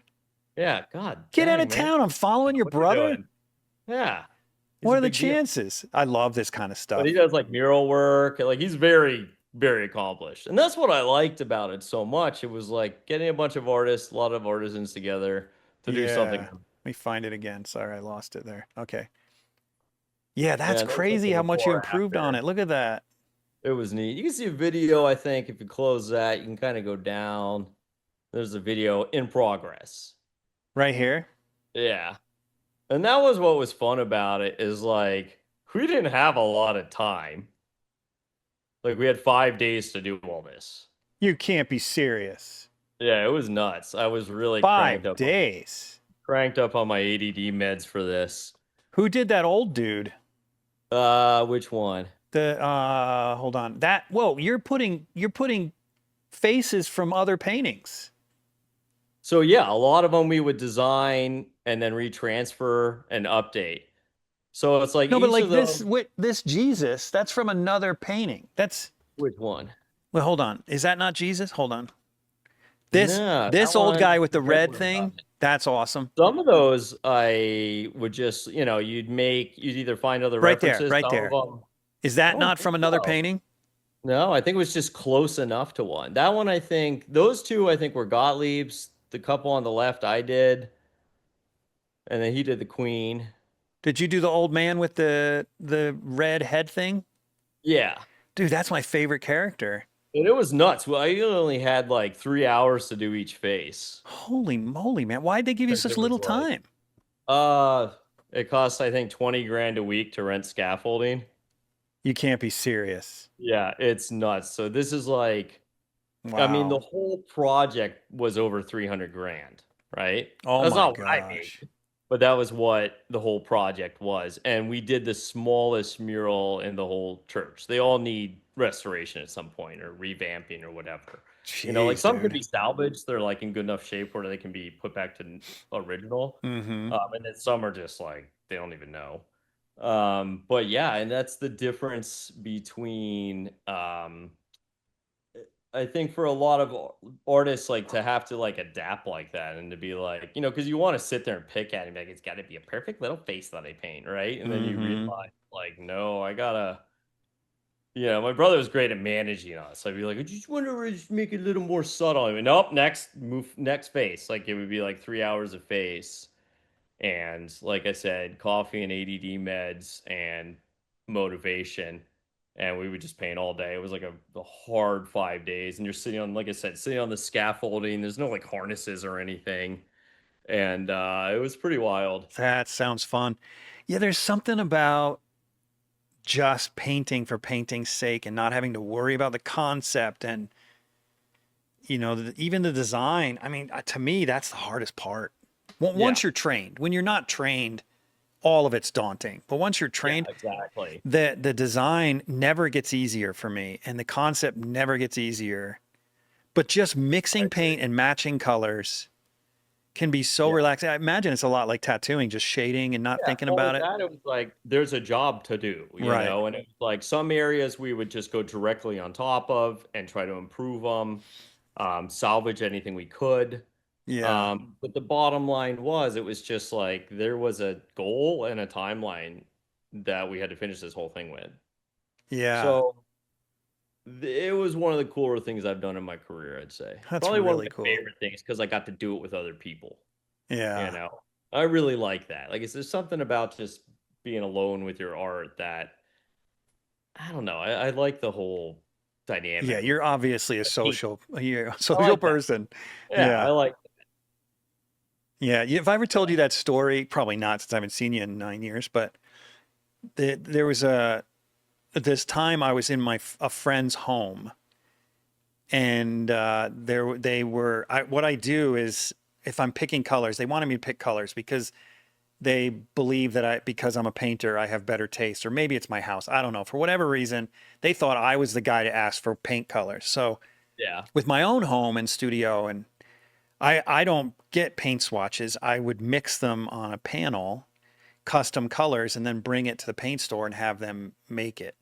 Right. So that's what I was doing because, it's easier that way than trying to find the exact color, in a paint swatch. Just mix it, get it mixed. Right. And then I was at their house and I had, 8x10 panel and I'm mixing colors for their whole house. And they liked the colors, whatever. But I've got my acrylics sitting there and we're walking down the hall and there was a little chip in the wall. And just, and the sheetrock mud was exposed. And it's just a little white chip and the walls were sort of like this burgundy color. Mm-hmm. And I said, I got my paints right here. Want me to fix that? And they're like, you can do that? And I said, yeah, I'll make it invisible. And so my wife is standing there and I mix it up. But with acrylics, how they dry darker. Yeah. Right. So I mix it. And honestly, there was a little bit of luck here, but my wife can never know this. So I mix it and I knew it was going to dry darker. So I mixed it a little light and I put it in the little spot there. And everyone starts kind of harassing me saying, oh, good job, man. It's too light. Good job. I was like, whoa, wait, give it a second. And then in a matter of a minute, it just changed from the too light of a color to a perfect match. And it was completely invisible. I think that was I've been married 30 years and I don't think my wife has ever been more aroused than at that moment. You could be like, that'll be your like 4 touchdowns in one football game Exactly. moment. I was like, Jen, have you seen the murals I'm working on? Do you think I can't mix color? Oh, head down, I did it. But it's just so funny. It's like I've been mixing color my whole life and she never noticed. But then when she sees it on a little speck on the wall, it's like, oh, how did you learn how to do that? Jen, have you not seen the paintings? But that's tangible. They're like, oh, you actually have utility beyond. I know. She didn't get it. It was funny though. It was really funny. But there's something really nice about a simple task like fixing something rather than having to start from square one and bring it from an idea to a completion. That's so overwhelming. But fixing something is so satisfying. Yeah, and it's kind of like when you know what the job is, what the timeline is. Yeah. It's great. Like, this is where I start, this is where I finish. Yeah. And there's something great. Like, that's the hardest part with a painting is just there's no real rules of how long you should work on it or like, like, is this as good as you can make it? Do you need to repaint stuff? Like, it's just there's not always a linear path to the end, That's why I kind of like I said, some of the tattooing, some of the church painting I got to do. I liked it because it was a job. It took that part out of it. And then I got to do my favorite thing, which is the act of doing the thing. Right. And that's why when I say like certain things are kind of mindless, not to say, well, I don't care. It's to say that, no, I just like the act of it. I like the act of making things, the act of shading, the act of whatever, it's the planning and then being like, is this good enough? Do I move this around? What do I do? That I found less exciting. Yeah. Because you can hit all day. I like because once you start painting, then it's actually a lot more fun. Right. When you get to start blocking stuff out and heading towards the finish, Yeah. But all those beginning stages, I'm not as fun. Yeah. No, I totally get that. I'm curious about your past because I don't really know about it. How did you even end up in art at all? Suspicious. What's that? That makes me sound like suspician. Yeah. Where did you come from? What kind of dirt have you been into, man? Oh man, it's really rough. I mean, you are a tattoo artist. Pretty shady stuff. I probably got the same generic story as most people, where it's like, Mom and Dad told me not to be an artist, and I was dumb, and I said, I'll show you, and they were right, so like they're not right though. Come on now, you're doing all right. I mean, it's one of these things where I thought I was actually going to go into medicine. That's my whole family is in medicine. It also gives me perspective because they actually like save people's lives, and I like decorate bathrooms. But your brother's an artist? Yeah, he's a screw up like me, so it's okay. How many siblings do you have? I have I have a half sister, and then I've got 2 other siblings who are closer in my age. So 5 total? 5 or 4 total. But, Okay. both parents were in medicine. Both my wife's parents were in medicine. Her dad was a cancer researcher who made major No discoveries. pressure. Yeah, which is why it's easy for me to be like, "Oh, I paint and it looks pretty and it goes in a bathroom." Like it makes me just realize like what I'm doing. Again, it's not that consequential.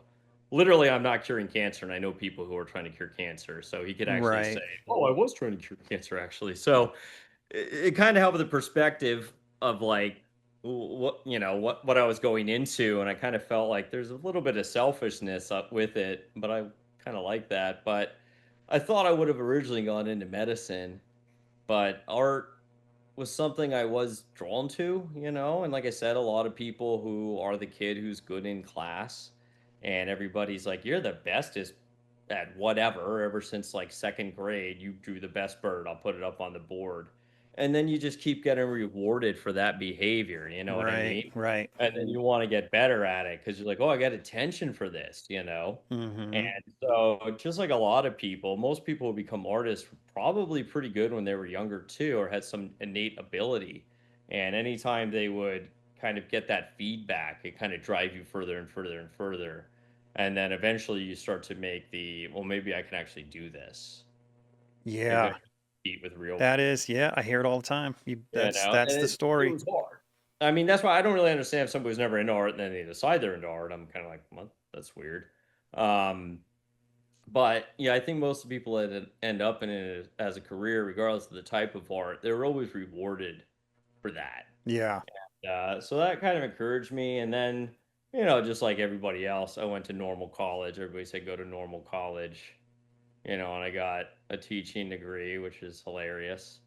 You And did yeah, with the intention of doing what? Teaching art or? well, what I do with it now that's great is I have this really nice hardwood table and I use my coffee mug on it Yeah. so I don't leave a mark on the table. That's what I've done with my degree. It's very, very useful. So Um, I shouldn't feel bad that I never got a degree. you can have mine, dude. Like $5 That's Canadian, worthless. I will sell it to you. That's Well, $5 hilarious. Canadian is worthless, so is a degree at this point. But I did it because everybody said to do it. So I'm like, okay. Yeah. But the whole time, like I didn't have any linear path to art. I wish I could have just been like, I'm going to an academy and go to an academy and study for 4 years uninterrupted and get really good and then go whatever, right? Mm-hmm. I wish I could have done that. And I had parts of that. So I would, like when I was early on, I studied with an artist called Kevin Gorges who used to be a Florence Academy teacher, so I got to be his student for a year. And then anytime I could, I'd take a workshop or I'd do whatever I could to get that information. Mm-hmm. And so I guess over the years, I collected just enough to make it work. Yeah. And then, when I met Kate, there was like it was during like a summer where I was doing some studies, developing a career with her was really cool. Mm-hmm. That's one thing that I really enjoyed is even with our start, a lot of it was working together towards something. So we Yeah. kind of did our own thing a lot. And I'm not How going to old were say you when you two met? I was 26, Okay. 25, 26, Is she older or younger than you? younger. She was 20. She's 6 years younger than me. Okay. Yeah.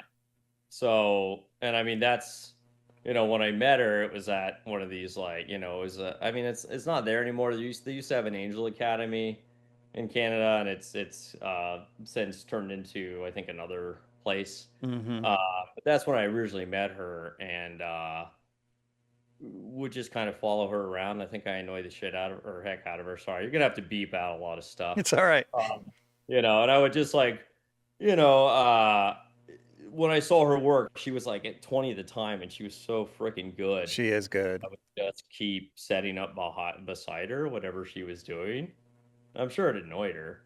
But like I guess she eventually gave up and, you know, married me eventually. So. You But that wore her was out.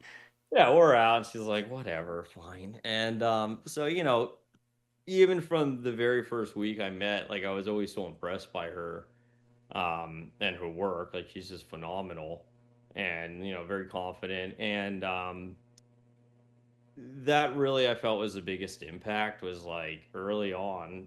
Kate and I we've been together 20 years now, and that was probably the biggest influence was just having that developing with her our art careers together and our styles Hmm. together, everything together. It really made a difference. We did the same thing again with tattooing. It's really cool. There's no So there's no like, I hate the word toxic because it's overused these days, but there's no toxic competition going on when there's two artists in well, the I same house. found if I like sabotaged her work, I could stay a little bit ahead of her. So Yeah, I would that's what I do that. mean. Don't you want to But do that? I put glue in her mediums and stuff, and and then Yeah. switch with olive oil so it never dry. Uh, You've thought this Um, through, man. no, You've thought it through. yeah, well, I had a whole system. But no, I mean, a lot of people always said that, but in the end, I just don't care. I just liked having, it didn't matter to me. Any success she had was a success for me too, That's a great because we attitude. pulled each other up. And that's what I found with other artists I'm friends with and how I make connections and everything is I don't really feel that I'm in competition with myself, but I don't mind being married to somebody who's a little bit smarter, a little bit, or probably a lot bit better at art. She's better at a lot. I don't bring a lot to my marriage, I guess, is what I'm getting at I here do. by the I beg to answer. differ, but you're Yeah, entitled to your but opinion. like, so for her, like, I don't, that doesn't bother me. I thought it was Yeah. awesome. I would rather her be better and be really, really good at everything, so I could get inspired and like hyped up and stuff. Where do you suppose you get that from? Because I don't think everyone would feel that way. Were you like Uh, I maybe much confidence. It's not a good thing. too much confidence? I have an awkward level of confidence without being able to back it up. It's very weird. So, So maybe no, that that's is it. interesting because I feel like I'm a very confident person, but my confidence has come from, a series of successes over my life. And I'm like, oh, yeah, I can do things.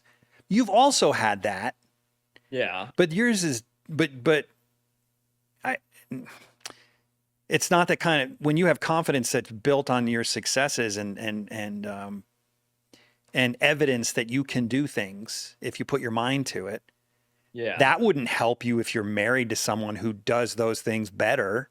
There's got to be another reason I mean, because you might have that's a thought good you were question. you might have thought you had value, and then all of a sudden you marry someone. No, I mean, I honestly would have trouble if she wasn't as good as, I know that sounds weird. I'd have trouble if she wasn't as good as she was. I think that's a gift, man. I don't know. I also it just doesn't matter. I mean, there's some things that I would hurt me if she was better at, right?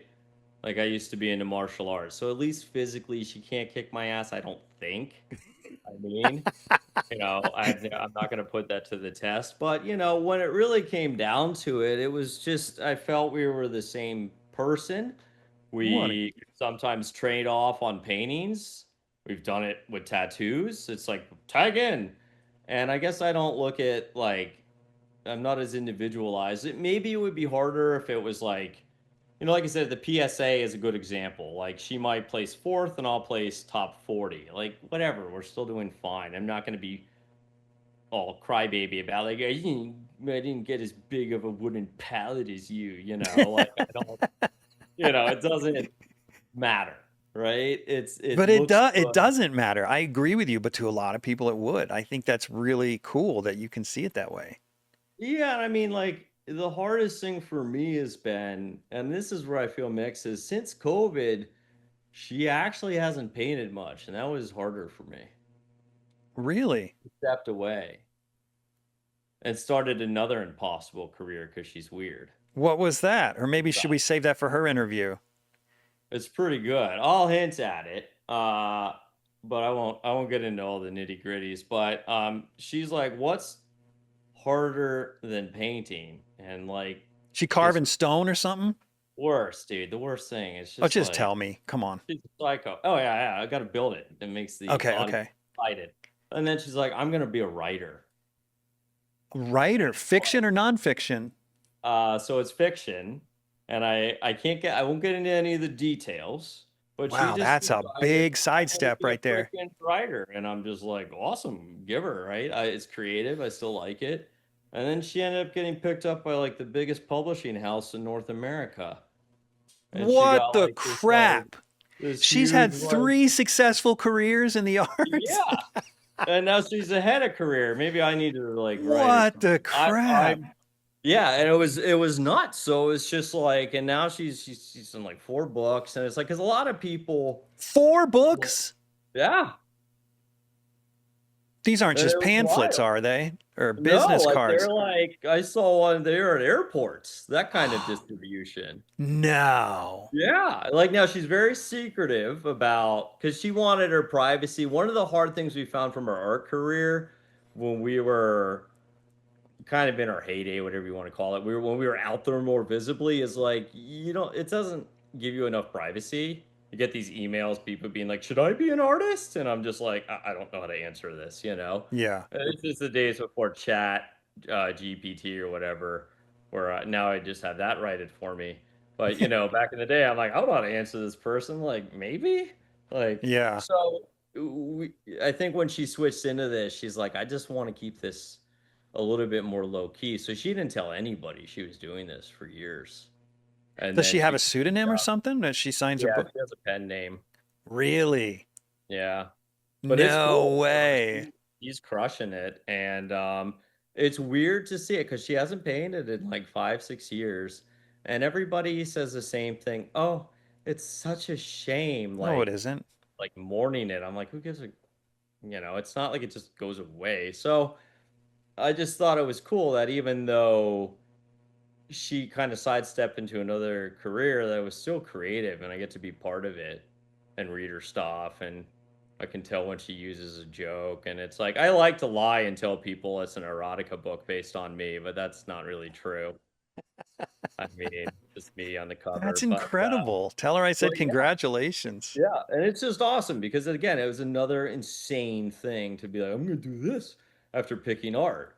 Like I don't know what's wrong with her, but she doesn't like to not be good at things. Man, So I she's think brilliant. That's it's wild. not. Well, like when I was reading about it, I think like they were saying about of all the people that say they're a writer, I think they say like 5% finish a book. And then of those, I think it's something like point two actually get picked up by like a real publisher, not self-publishing. Like you get picked up and distributed, you know? Yeah.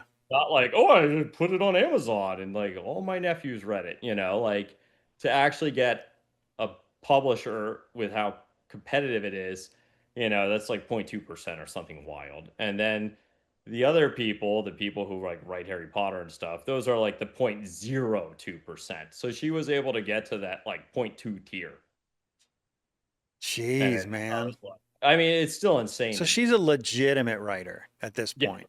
Yeah. Like very successful. Like it's really weird because it's like, So she making some bank on it too? She doing I well with mean, it? it's like art. It's like, like you're not gonna, I mean, the people who get rich are the people who are like, I wrote Game of Thrones. Right. But what most people don't realize is that I think in the, like, I could be wrong on this stat, but I think it's like less than like 10,000 people, maybe in North America or worldwide, even make a living in any way off of writing, Mm. right? It's very tiny. And Wonder what the numbers are for painters. I mean, I think like with most people, there's making a living and then there's making a good living.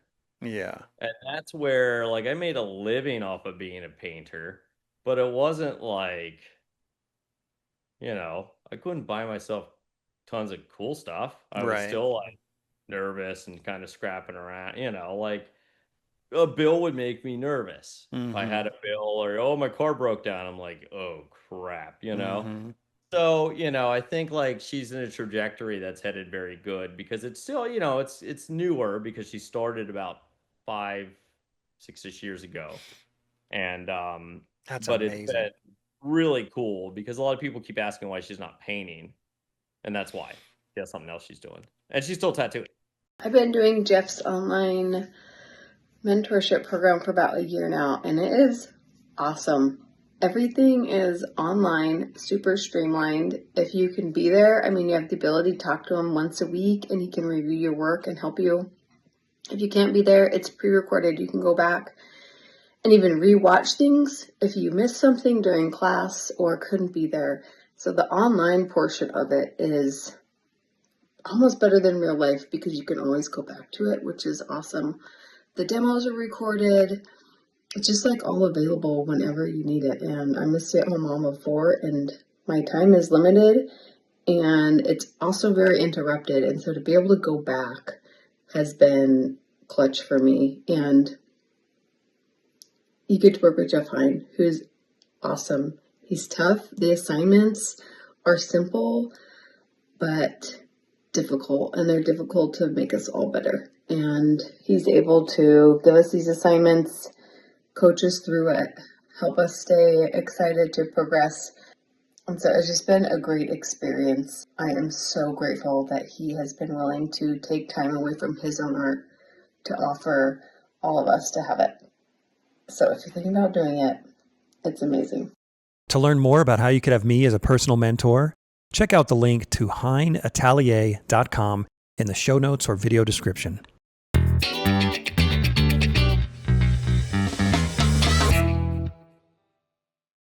Jeez. Okay, well, tell her if I don't call to be on the podcast. That's why she hasn't painted for 5 years. But I'm super happy for her, though. That's unbelievable. Yeah, and it's cool. And like I said, I miss her in the studio. And it's funny because like actually Gottlieb is in a similar situation. His wife changed careers. He was married And to a painter, too? married to Kate Salmons, who was a really good Oh, painter. yeah. And both of them changed careers, and now we just talk about our Kates. What is Kate Salmons doing? I think she does something more in tech. So it was Wow, like that's a total 180. And I think for a lot of people in art, I don't know if you've ever felt this, but a lot of people will hit a burnout at some point because it's a slog and it never stops. It's just relentless. You're constantly slogging to get the next, got to get in this gallery, got to whatever. And at some point, people are like, I don't know if I'm into this anymore. And I found, depending on your motivation, I think this is the other thing too that I got out of it is, and maybe this is why I don't get jealous, is because I just like doing it. I would still do it if nobody ever saw anything I made. I don't care. It doesn't matter to You me. genuinely feel that way. If there was an apocalypse tomorrow and you and Kate were the only people here, you'd still paint. Yes. Because I like Really? it. I like making images. I like making paintings. I don't really. I don't know if I would. It's weird. I've thought a lot about that. I can't really say for like sure. Because I've had a lot of paintings I've never even shown. I mean, I like doing it too, but you said yourself, part of the reason you became a painter was because of all the attaboys. Yeah, exactly. But if the I attaboys stop, do you lose the motivation? I mean, the attaboys come from yourself, I feel like. Like I Yeah. can look at something, I'm like, oh hell yeah, look at that. I just did a great job. yeah, But you get good enough to know when it looks good. right. You can self-critique and be like, I have nailed that. That is awesome. Yeah, that makes sense. So it kind of comes from yourself. So for me, I found like and this is kind of why I've been out of the scene a lot, is I just, unfortunately, I did kind of neglect that part of my whole art career. I didn't put as much effort into the business side. I didn't put as much effort into, marketing or getting awards or whatever. I just neglected it and just wanted to paint. And now, it's still going well. Like I said, I got a great gallery I really like, but I still am selling work. But to me, it doesn't matter. It's like I just want to make really the paintings I want to make and make them as good as humanly possible, which means I'm not going to earn as much. Right. If I rework something and But then you've got a sweet deal because you're still tattooing, which you love, which does earn, I'm assuming, decent money. It's good. Yeah. Yeah. Absolutely. Can I ask let's go back to your tattoos. Oh no, that's my website. Cool. That's good. I was going to ask you about Miriam Hoffman. Miriam Hoffman, did you by any chance see that podcast? Oh, I'm terrible. I don't have any. Okay. I don't have time, so usually I have to break up something into like 4 different. I can't even watch a movie in one go. I'll have to No, I watch don't. I totally it. understand. In fact, I figured with little kids, there's no way you're listening to our podcast. But what I was going to say is she's one of those crazy anomalies that didn't get the Atom girls all her life. She literally I think she was like 30, and during Oh yeah, I heard that. She during was like COVID, she's like, I think I'm going to learn to paint. 6 years crazy. later, she's freaking rock star. Yeah, Mind blowing. That's so unusual. very rare. Very, Very, very rare. very impressive. Yeah. Very impressive. So why was I pulling up your website again? I asked you a question about tattoos. I don't know, pictures of me? I don't know. Yeah, probably that. I probably wanted to see more of your That. face. Yeah. I don't have enough selfies, do I? Well, let's look at some of your tattoos more because dude, they are so freaking cool. And they're fun to do. Like I said, all the rules are different. And that's also fun. Like, there you go. I could tattoo an image of The Exorcist. If I painted that and showed it to a gallery, they'd laugh at me. Yeah, right. They're There like, are and "You're there the there are picture of The different Exorcist?" rules, aren't there? Yeah. I can do a tattoo of Freddy Krueger, and people will be like, "That's awesome." So it's different standards. But if you do that especially there was a time in the art world where people were really like weird about it. Oh, it looks like so much fun to just get weird like this. It is fun. It is fun. You get good at compositing and problem solving and mashing stuff together. It is fun. This And guy, that's what I this like. guy Like comments, what I girl couldn't wouldn't paint want that. what girl What's wouldn't up? want that handsome face tattooed on her? Like, and that's the thing. It's just like you get to do things that are interesting and varied and, different every time. And like I said, with painting, you can't really get away with that as much. What's the weirdest thing you were asked to do for a tattoo? Or the weirdest experience? Oh, I don't know. Did you ever Weirdest or have to do worst? anything like, I don't know, like tattoo someone's butt cheeks or something weirder? Oh, that's always fun. That's always a good laugh, Okay, but what kind of Um, well, I mean, what kind of weird stuff would someone put on their butt cheeks? Well, I did like a good example of something, and this is the highest art of high art. Is like I have you become buddies with all your clients Yeah, too. But he just wanted to spontaneously do a photorealistic portrait on his butt for his friend's 40th birthday. So you're we're like, yeah, kidding. let's do this. And it was really Of well, his a friend, really well done joke of his friend on his butt. but it's That's permanent. his friend's face. Well, I mean, only for like 50 years.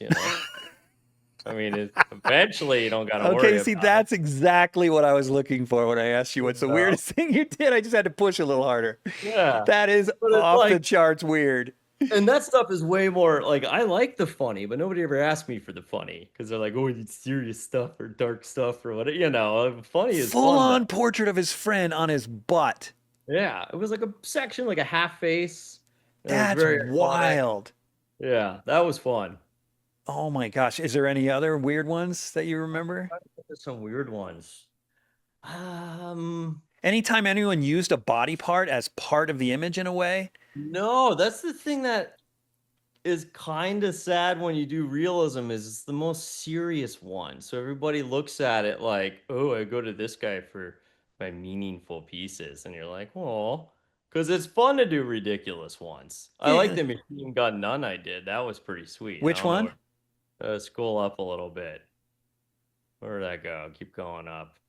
Because you would think you would be having a blast just making Oh, I love the jokes. weird stuff. The weird stuff. Like, there we go. There's machine gun nun on the right there. Yeah, Like, those pieces are so much fun. that is a trip. It's just absurd, and you're like, yes, I love absurd. It's so much fun. But I That don't get too many wacky requests, and part of it is just because, like, I guess I'm associated with like a more um realism tends to be high kind of tier. serious, I guess, or I don't Yeah. know, or Well, the okay. certain subject matters you see a lot more of. Yeah, and they're probably paying a lot more than they would for a more It's stylized, an linear. undertaking. Yeah, like, you're sitting with me for probably like 30, 40 hours for a sleeve. What about something like this? What kind of time goes into something like this? That was probably, and the Raven was there before, but then the Reaper thing, probably like 25, 30 hours. That's it?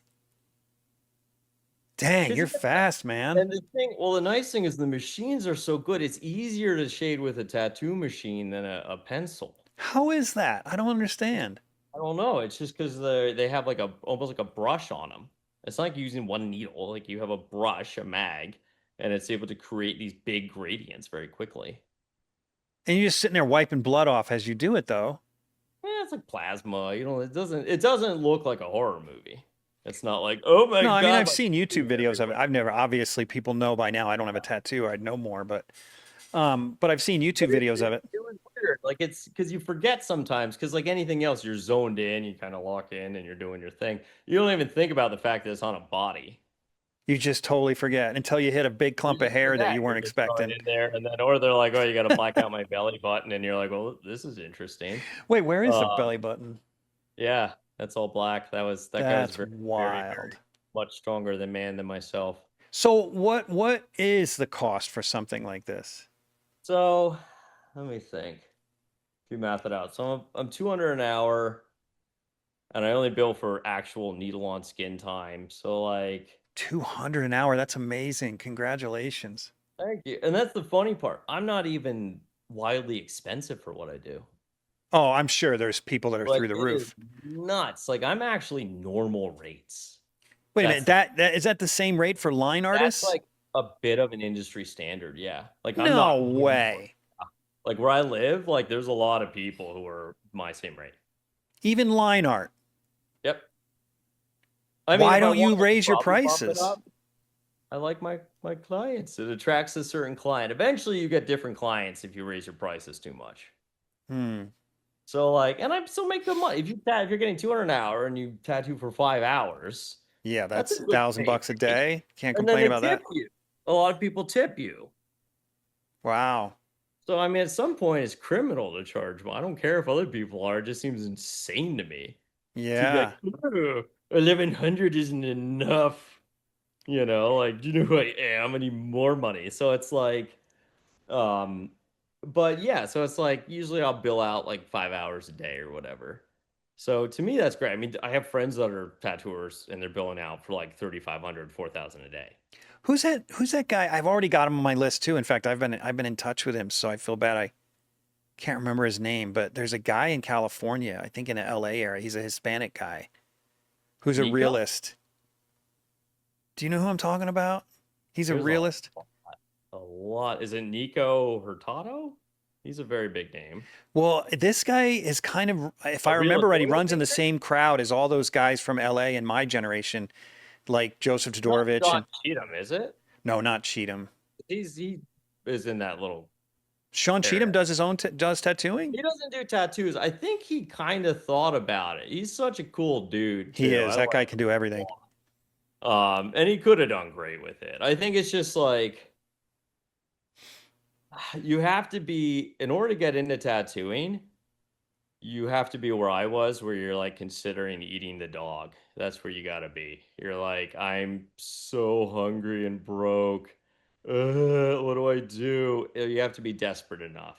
I don't know. I That's know a what I lot of run into. I know a lot of people that as teenagers aspire to be tattoo artists. I think, well, the problem is most don't make it. And this is what I found that's kind of funny is I used to tell a lot of other artists, yeah, do it. Like it's awesome. Like you can just get established. You make it gets all consistent. And I tell people if they ask why I got into it, it's because I want to make enough money to have kids and a family. That's why I did it. I don't really And then care. everyone's like, "Well, how come that's ridiculous because I didn't make any money doing it." I mean, this is really what you're telling me is Yeah. this is no Well, it's different a than lot of fine art. people It's hard to make a living doing this. in the Not for beginning. you, In the but in beginning. general.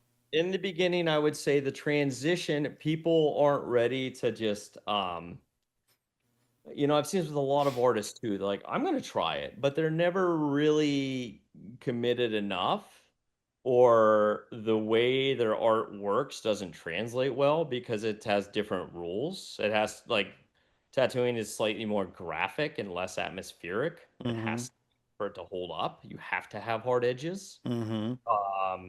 But I think, like I said, I've had other friends who've gone into it and been very successful. and they kind of have a painting start as well. But I found a lot of people, once they start, they're just can't make it work. And I think part of it is they've already gotten so established in one career to then be at the bottom of another isn't easy. To accept the fact you're going to suck at something again, Yeah. that's not great. And most artists, they're used to being isolated and by themselves. And now all of a sudden they have somebody in there like staring at their thing while you're working on it. And Right. like, how good are your people skills? How good are your business skills? Like some people are, you How know, good do you work under pressure? yeah, how good you work on, but they're going to be staring at you, you're Mm-hmm. going to be chatting, you're going to have things go wrong. Right. You know what I mean? Like it happens. So I think a lot of people who dabble, I've only seen a couple run with it. And I feel like Kate and I were some of the very, very first to come from a traditional classical realist realm and move into it. And I'm seeing it more now. I mean, I'm gonna say we're the only people that ever had then who had painted first and then went into it. I'm saying had that kind of very traditional art, I should say, and then decided to switch over. Hmm. But I don't know. It's been very odd. I've been seeing a lot of people have tried it and it just doesn't work for them. Well, I had a student sometime, I've had several students that have studied with me that want to be tattoo artists, which is interesting. I guess they wanted to learn classical skills so they could do something like you're doing. I guess Yeah, that makes sense. it's probably super helpful. Yeah, but I had one student who, this student, he wasn't cut out for painting and Yeah, drawing. I mean, he really struggled. And I mean, I believe most people can be taught how to draw eventually, but yeah, some people it's going to take 30 years and others it's going to take one. We're not all the same. I don't care what anybody says. yeah, And this particular student was just not getting it, not at all. And he eventually said, "You know what? I'm just going to go and do tattoo art." And I thought, probably not a great move if you can't do that. that's my 'Cause point. that's It's like it's just permanent on another art people. career. You're just choosing another Yeah, art career, man. no, that's not okay because you have a responsibility. You're Yeah. marking people till the day they die. You better be good at it. Well, and I think more than likely people other than his friends are just not going to hire him. No, and I mean, like I said, you can still kind of eke by, but the standards keep getting higher. And I think a lot of people, the problem with tattooing is a lot of people who get into it for the reasons you might think. It's going to be so cool, and I'm going to look cool, and I'm going to look like the people on Ink Master. I'm going to get a stupid hat and like all this other stuff, right? Mm-hmm. And like just kind of like they want to embrace that lifestyle of it or the image or whatever else. But when it really comes down to it, the job itself is I'm just sitting there like a prawn, like hunched over, like doing this all day. Like it's not Yeah, well, it's the whatever same with glamorous thing painting. The that- act isn't romantic at all. exactly. And that's what I think people don't really get. It's Yeah. exactly painting. It's like if you liked the slog of just sitting in front of something, but it's not like a movie where you're like in this state of rapture for painting where you're just like, thrilled to be alive painting and everything is so inspiring. Like, a lot of it is just you're sitting there doing it. The image that comes to mind is Titanic. Yeah. Do you remember the There movie you go. Titanic? I remember watching that and being like, Exactly. "This is so stupid. This is Yeah. not how it Well, is." I mean, it'd be great if it was like that. I wish. Yeah, if you're not married. Yeah. Well, not the model. That was. Yeah, that was a little. But I'm saying, like, he was all excited. He, kept looking up. Yeah. I don't look that excited when I paint. I look like, like slightly confused. Sweating a little. Yeah. Just like, you again, So, but yeah, I definitely think art's the same. It attracts Mm-hmm. people sometimes for the wrong reasons, and you have to be able to be good at either one to make a career of it. But I would say the big difference is you also have to be good with people Yeah, that to is a big be difference. good, and you have to be good with all sorts of people I because think you are that going to get in everything. tattooing, from what you're saying and from how you describe the business, it seems obvious that it is absolutely critical as a tattoo artist to be good with people. Yes. But I would also say, as a painter, it sure helps to be good with It people. definitely helps. It Yeah, definitely it's not like you could be a total weirdo or a-hole and still make Yeah. a great living as a painter. I mean, Oh, there's some of those, I'm there's sure. some, but I can't imagine. I mean, I think those they that I lean know that are into it most now. successful, they're more than just a painter. I mean, Yeah. there's something about they have the personality. I think they have a brand, you Either know. have a brand or they're just they're good with people. I don't know how else to put it. Yeah. They're the kind of people that their clients want to be around. Yeah. You know, they're Right. yeah. I think the hard part is there's always a certain expectation if you're an artist, what your clients are going to be expecting and everything else. Whereas the difference between that and tattooing is you have to constantly adapt to people and their personalities Yeah. and the situation. Because I do have sad days. I have those days where somebody comes in and they're like, my son died of cancer and I'm getting their portrait. Oh, And maybe it it's just happened heartbreaking. like Is that an 2 months. actual example? Yes. I've Oh, had ones where their kid was like murdered and I'm redoing somebody else's portrait on them oh. and their kid died in their arms. Like horrible stuff. You're going to come across horrible stories. And you have to know how to adapt and act and nail that piece because it's on you. And What do you do in I, that situation? Because you are always well, on. I don't You're act dumb and hilarious. goofy. Yeah, yeah, I'm not you. I don't lead with the like, you read the room. Right. Um, I find with those people, they don't. I try not to dwell on what's going on or what they're going through. Like very often I don't post memorial tattoos even. Hmm. But if I'm doing an image of somebody, there's probably a bad story behind it, unfortunately. And so for me, it's kind of like you do have to adapt socially. You do have to figure out how you can make that person. You don't want to dwell on it. You don't want to ruin their day. You want them to feel comfortable, and you want them to be excited. You want them to be happy. You want them to not only remember the tattoo, but the experience of it is just as important. So more than just what the image looks like, what was their experience of getting it? And that is so important. And I don't know if everybody can do that. Like you Do you really find do. that your gift for humor helps you in those traumatic situations? And some of them, yeah, I would say it helps more, because you got to play the room. Well, there he is. See, I didn't make him up. Here, come say hello, child. Whatever. Your wife went and picked up the neighbor's kid, I'm sure. This, I rented him. Look at this. Oh, he's got your wife's hair. Isn't he cute? Hey, man. Look at this I'm your thing. dad's favorite friend. Look at this guy. This is What's my his kid. name? Right here. I don't know. I just bought him. Can I show something? What's your What? name? What's your name, kid? My Yeah, he's not even a little bit of redhead. He's like full-blown redhead. Full on. It's really cool. Is your oldest son a redhead too? No, he's got blonder hair. He looks just like Kate. It's uncanny, actually. Really?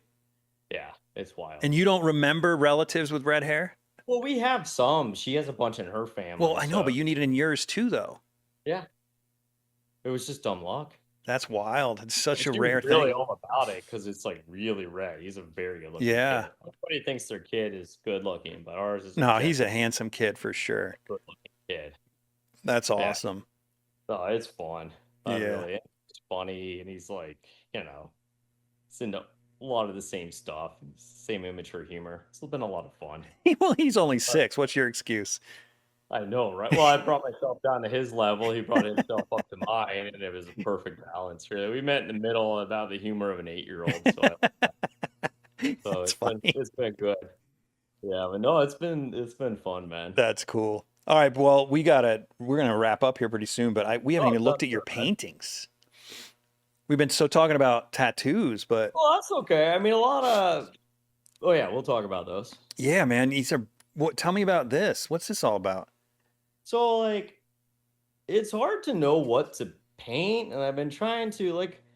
Here's the funny part is like I guess because I'm a Gen Xer, I'm always influenced by like fantastical things Mhm. and maybe too many 80s movies. So I really kind of like these weird scenes. So I was trying to really see if I can, and this is maybe something I got a bit from tattooing, was just trying to take a little bit more risk with like, can I combine different things together? Yeah. Can I cut more stuff out of my head? Um, Is this lion out of your head? so parts are Photoshop, parts are from sculptures. Wow. The girl's not at all. That's Allie, who I paint a lot, who's our cousin, you know. And then so a lot of it is like, and that's what makes them take so long. Is it's not purely out of my head. It's like a lot of different references, and sometimes I compile those together, and a lot of it is just putting it down. Does it look believable, or do Yeah, I it does. know? Like, so I think that's it. It isn't easy, and I have gotten to the point where I'm starting to learn limitations of what I can and can't do. You know what I mean? And that's always What do hard. you But I mean? have been What you enjoying, personally can and can't do, or what can and can't be yeah, done? or what I can't do. I Okay. mean, there are some real good painters out there. It's just knowing how much I need as a reference in order to do what I want to do. Right. Yeah, I get that. You know what I mean? And how much I can make up out of my head before it looks like you made that up out of your head. Yeah. You know what I mean? So I have been working a lot. Like I really like this kind of theme I'm going down because I guess also when you have kids, you kind of see this more fantastical side of things, almost like kind of a dreamlike scenario, if that makes sense. And so Mm-hmm. I'm always weird when I have to talk about art because I never am good about sounding artsy. No, I'm not either. Like So I like join the it. club. Looks cool. Yeah, I'm the same But I way. like that theme. And then I'm doing another one in the back now, same sort of Oh thing. yeah. Um, bring it closer for this one's in progress. I haven't even shown this That's one, pretty. but wait, where'd it go? There we Is go. that your cousin twice? No, that's the sister too. Oh, There we go. nice. So it's Ooh, like, that's a good looking tiger, man. yeah, that I love painting animals. I should do more of those. And it's nice because, like I said, and this is where it gets a little tricky because, like, some imagery, like you do have to source. Oh, of I'm course. not always able to get people are like, did you paint that tiger from life? And I'm like, yes, absolutely. Yeah, it held What do you think? still. I'm I an found the one amateur? albino tiger in Yeah, all of Canada, just and it held bet. still. And I shot it and stuffed it, and yeah, it's video. So it's like, some of the things I've also gotten a little bit more laid back about, like, you know what, if I want to paint this sort of stuff, maybe I have to like buy a photo to incorporate it, Right. and then photos of the cousins, and like that's that. So I've been enjoying that a lot more. I've been trying to. It's always that balance of keeping the level of my technical abilities with the vision, and that's hard. Do you find when you spend a lot of time tattooing that I think I know the answer to this, but I'm going to ask anyway. Since you've spent so much time tattooing, do you find you have to get refreshed when you get back to the easel, or you've been painting long enough that you just jump right back in and you're fine? Oh, it just switches back. It's Okay, not. that's what I It's not figured. bad. In fact, if anything, because of the nature of tattooing, like there are times where you're doing background and stuff, and it becomes like a Bob Ross moment for tattooing, where you're like, I'm going to put some clouds in, and you just start tattooing them. Right, No stencil, no nothing. So I do that a lot with tattoos. Like not everything's mapped out. right. But like, I'm gonna add some stairs because I can. I don't even draw them. I just start doing it. So that allowed me to start to have a little bit more confidence with painting and not just be like, well, maybe I don't need to have to see everything I paint. Like the background, a lot of that's just made up, Yeah, it you looks know, convincing though. and it's just like put it up, see if it looks right, wipe it off if it doesn't, you know. So, but like I said, there's certain things that I couldn't make up completely. Yeah, You know, I'm with something. you. I could never do a lion. I could make it look kind of like a lion, but not a naturalistic lion Yeah. without And it's reference. hard. A lot of it is like also being clever. It's kind of like, oh, maybe I'll put the model here so I don't have to paint that part. Right. So, play into the strengths. Like, it's kind of like always compared to the movie Aliens. Like, the movies in the movie Aliens is so good as they knew how to use all the darks to hide the special effects. Oh, So it's interesting. I didn't know that. so, like, if you look at a lot of the effect, I mean, you brightly lit the sets, it would look like a terrible movie, but they were clever enough to light it just right so it looked very realistic and convincing. And there's definitely some of that going on when I paint. It's Hmm. like, if it's just atmospheric enough, if it's just this, I could probably get away with it. So, Hmm. I've been trying that path, and people seem very receptive, so I'm going to do more of them. The only hard part, as we were talking about earlier, is man, they're exhausting to do Yeah. painting like that. To do a hard paint, it's just Yeah, exhausting. I know. And you're like, here we find ourselves in front of each other again with the painting. Yeah. And you're just like, damn it, you. And so I'll usually do like hangover pieces, as I call them. Like I'll just be like, oh, just paint some little clouds next or whatever. So I try to like vary it up, but it is hard, as you know, to compose like a piece, Yeah. make every part equally good. All right, let's look at another one. So how often do you do landscapes? I don't remember you doing a lot of landscapes back in the day. I didn't, and honestly, it was just because COVID. Oh, yeah? Don't be around other humans, and I'm like, okay. So yeah, I was like, well, I guess I could do this for a bit, and it's something I started to explore. I mean, way back in the day, I did, some things like the Hudson River school thing, which was awesome, but I never really went into them. Yeah. So I was like, something new to do, and I get bored with the same subject, so I kind of switch between stuff a lot. So I started to, well, this, I like these kind of more inventive looking composed images for Is that what landscape. this is? Invented? Parts are. I'm not gonna be one of these people who's like, I made everything up because I'm great. Yeah. It's kind of like, well, parts from here, parts from there. Um, But it's not plein so air. You're not out there looking no, at I'll do some plein air. I hate bugs though, and I hate carrying stuff. and worms, right? And worms. Oh God, I hate worms. And that's the joke about worms. You can't tell if they're coming at you or not because you don't know what the front end. They could be sneaking up on you. You don't know. That's why I hate worms. So gross. But Oh, like, man. I did plein air for years, Yeah. and like everybody, like you meet the like gun ho, like, oh, let's all go plein air painting. And they got their like, their cool plein air hat and they're like, their pack and all the fancy stuff. And you're like, one of these guys. And I'm not organized enough. So I just like throw a bunch of crap in a backpack and I'm like, all right, here we go. But it was like, so I like plein air, but I hate the getting there and setting up part. Yeah. I know. I'm the Yeah, we same did do way. some plein air last week, You did? which was fun. Yeah, with our kids. No way. We had them work on the same painting with us. All four of you? It was like me and the 10-year-old, my wife and the 6-year-old. I think my time was easier. That's amazing. It was neat. I'd be, play with the sky holes or whatever.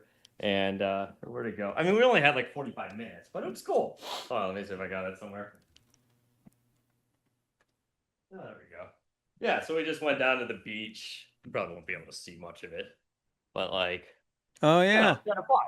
That's pretty cool. So I tried to be like, okay, I started to show them the water, and I could use big brushes for, kind of just showing, because when you're a little kid, you just want to do the same thing over and over Right. again. Right. Sometimes as an adult, even. And I was trying to get them to look at the leaves and how to see like the holes through the leaves and that sort of thing. That's awesome. It was fun. It was also fun working on the same painting because it's just like, again, it's inconsequential. It's like, who cares? Like, we're just having fun here. Right. Right. They planned that for Father's Day. I thought that was a fun activity. That's so cool. So now it is a collaboration. And then it's neat because they could see and kind of emulate some of what you're doing. So Yeah. That's a it's cool. blast.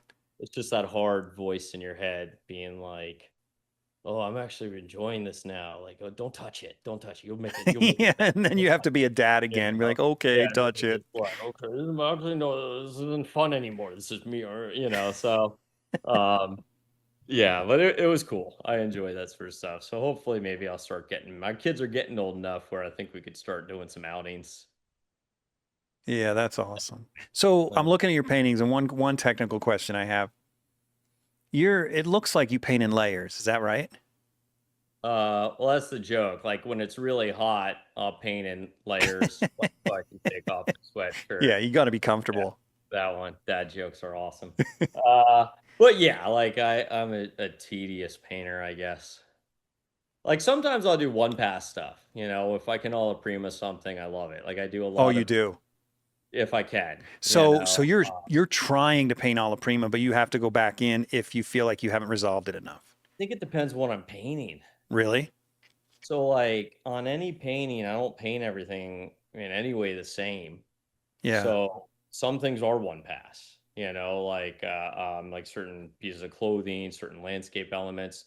Some things might be 4 passes, 5 passes, like a face. Yeah. Um, and I think that's what I get interested about with oil painting is seeing how many different ways I could put paint up there. Right. And I enjoy that. So I think everything is painted differently. Okay. It doesn't come easy. Like even if it No, looks painting good, never gets easy. like I'm not one of those people where they're just like, I just make everything good because I'm good. Like a lot of times it's like, well, that didn't work. I got to try it again or build it up. So I would say I try to. I wouldn't say I'm like just an all prima painter. I would say there are times when I paint direct, and then there's a lot of areas that I layer up. Gotcha. This one is gorgeous, man. Which one? You can't. Oh, I Oh don't my think. gosh, I've been looking at your paintings without the Oh, there screen we go. switched. Hey, I'm going to back up here and I'm going to just show. Did I even show that landscape? I don't know which one. Oh yeah, No, so I pulled up a landscape and then let's see. I had this one up for a minute. yeah, that one I saw.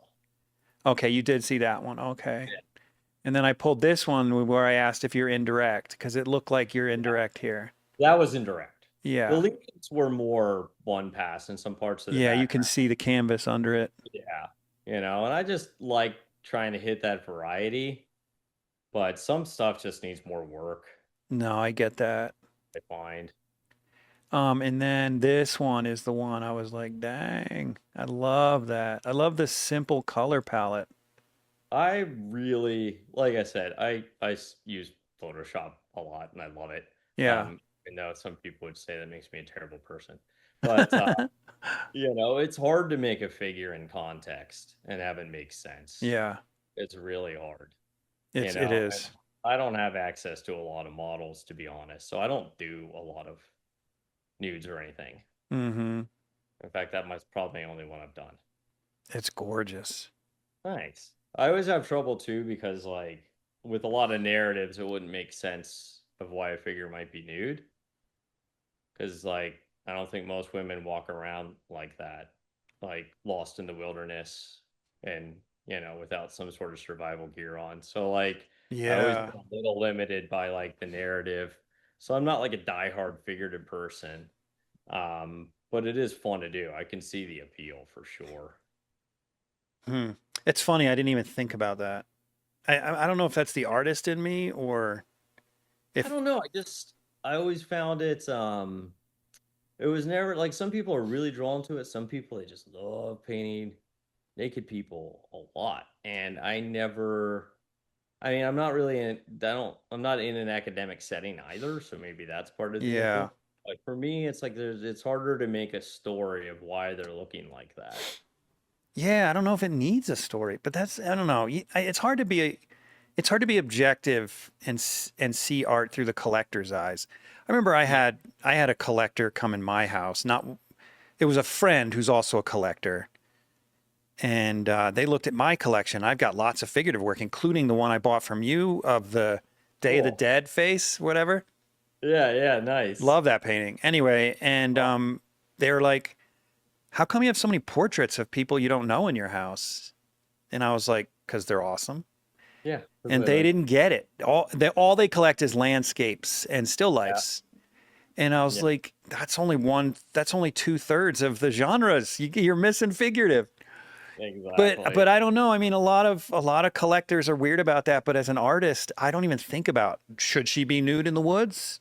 Well, collectors Doesn't even are ring. always weird. They're like, oh, the person's looking at me. I don't like it. Like just Yeah, I don't weird get that. stuff. Like they have weird reasons I mean, I that can they sort of why. see it if it's like a threatening man or something. Yeah, if he's like holding a hammer or something and looking at the viewer, I'd be like, yeah, maybe that wasn't a great Yeah, choice. But like you're gonna collect. I could see a painting of like an old dude with a big beard, and I'm like, that's sweet. And that'll never sell. That'll be so hard to not sell. likely. Yeah, Yeah, except to but if it's another like artist, maybe. yeah, exactly. But like, oh, like a pretty girl. It's like, well, yeah, that's gonna sell a lot easier. Right. But maybe I don't want to paint that. So it's hard to find that balance, At least with like most people, they seem to like animals. I don't have to You know, that's an Oh, easier one. yeah, this one is great. And we're lucky because we live next to a raptor center. So Wow. I think that one's name was Elton or something. You still have this painting? No, I don't have much of my work. Man, I, I'm glad I own one of yours. I like to I feel collect my bad. I guests' need to work. keep some for my kids. I feel really bad. I don't have much. I don't have any of my work either, really, except my plein air work, which I don't sell. I just stick in drawers. Yeah, exactly. I'll just pile it up with the rest. Yeah, this is great. And this is sort of similar to the one I bought from you. Different, Yeah, that was like same kept series. going through phases. Some of those are probably influenced by some of the tattoo Day of the Dead type iconography used to be around a lot. But Wow. yeah, I did like animals are always fun to paint. Those I could do all of Prima at least. That's the fun part. Those are all one pass. Geez, I didn't even realize you did all these animals. You're not coming up in my feed these days. I'm getting so frustrated with Probably did. social I media. don't do enough TikTok dances. That's the problem. Seriously, I don't have so the work frustrating. figure, and I don't have any cool little dances. So, All I but get is recommended anymore instead of the yeah, people I actually choose to see. no, the algorithm shot, Instagram shot. It's It's so fine. shot. It Yeah. had its day. It makes it hard as a podcaster because I find people I want to follow and Yes. eventually interview, and then they never come up in my feed. All I get is suggested. Yep. Like, And so, that's what it is. It's just changed format and it's not going anywhere else. And every like yeah. 5 years, somebody be like, we're gonna make a better one just for artists again. And then it fails miserably. Mm-hmm. Like, go back to Instagram. But I'll just seek people out and go look at a bunch of their stuff Yeah. because my feed is just my feed's terrible. It's usually like bar fights and like fall videos and just like Why am I not garbage stuff, surprised? garbage stuff. And it's like, it's my fault for clicking on it the first 40 times. Yeah, Like, and oh, look at this commenting on guy it. get jacked in a bar. Oh, he just ate that chair in the face. I'm like, no, don't look at that. Look at art. Look at art. And then I just go right back to people getting hit with the chair. So Oh, shoot. not good. I've ruined my own algorithm. That's hilarious. What about this? Is this available still? All the animals, like there was a time where social media had usefulness, and I would do those and sell them online direct, and they'd always sell fast. Oh, yeah, they're way cool. And a lot of tattooers bought my stuff. That was the cool part. Like almost all these sold to tattooers. They are And they just way had cool. I love so these then little they don't care. studies. They're like, oh, I'll make that in a day, and they'd buy stuff without haggling or worrying. So it was cool. I like that. Like a lot of work sold to them, and that was a commission. I rarely do commissions, but I it rarely was like dog portraits, but that's a really good one. fun. I like doing that stuff. But yeah, I guess it was COVID that I started doing more landscapes. I kind of got bored with still lives, to be honest. Speaking of still lives, here's an example of a still life. Yeah, that one I just sent that one to the States again. It's getting old. I got Hmm. a couple of those paintings where I'm like, man, I really wish I didn't write the year on this thing. It's Should have left gorgeous. that I'm surprised. off. It's Excuse me. also like very gray and weird. It's like, what is it? So I understand like some pieces are always going to be harder to sell because Yeah, what is it? the seeding machine, like it's an antique machine you used to seed a garden with. Oh, okay. Yeah.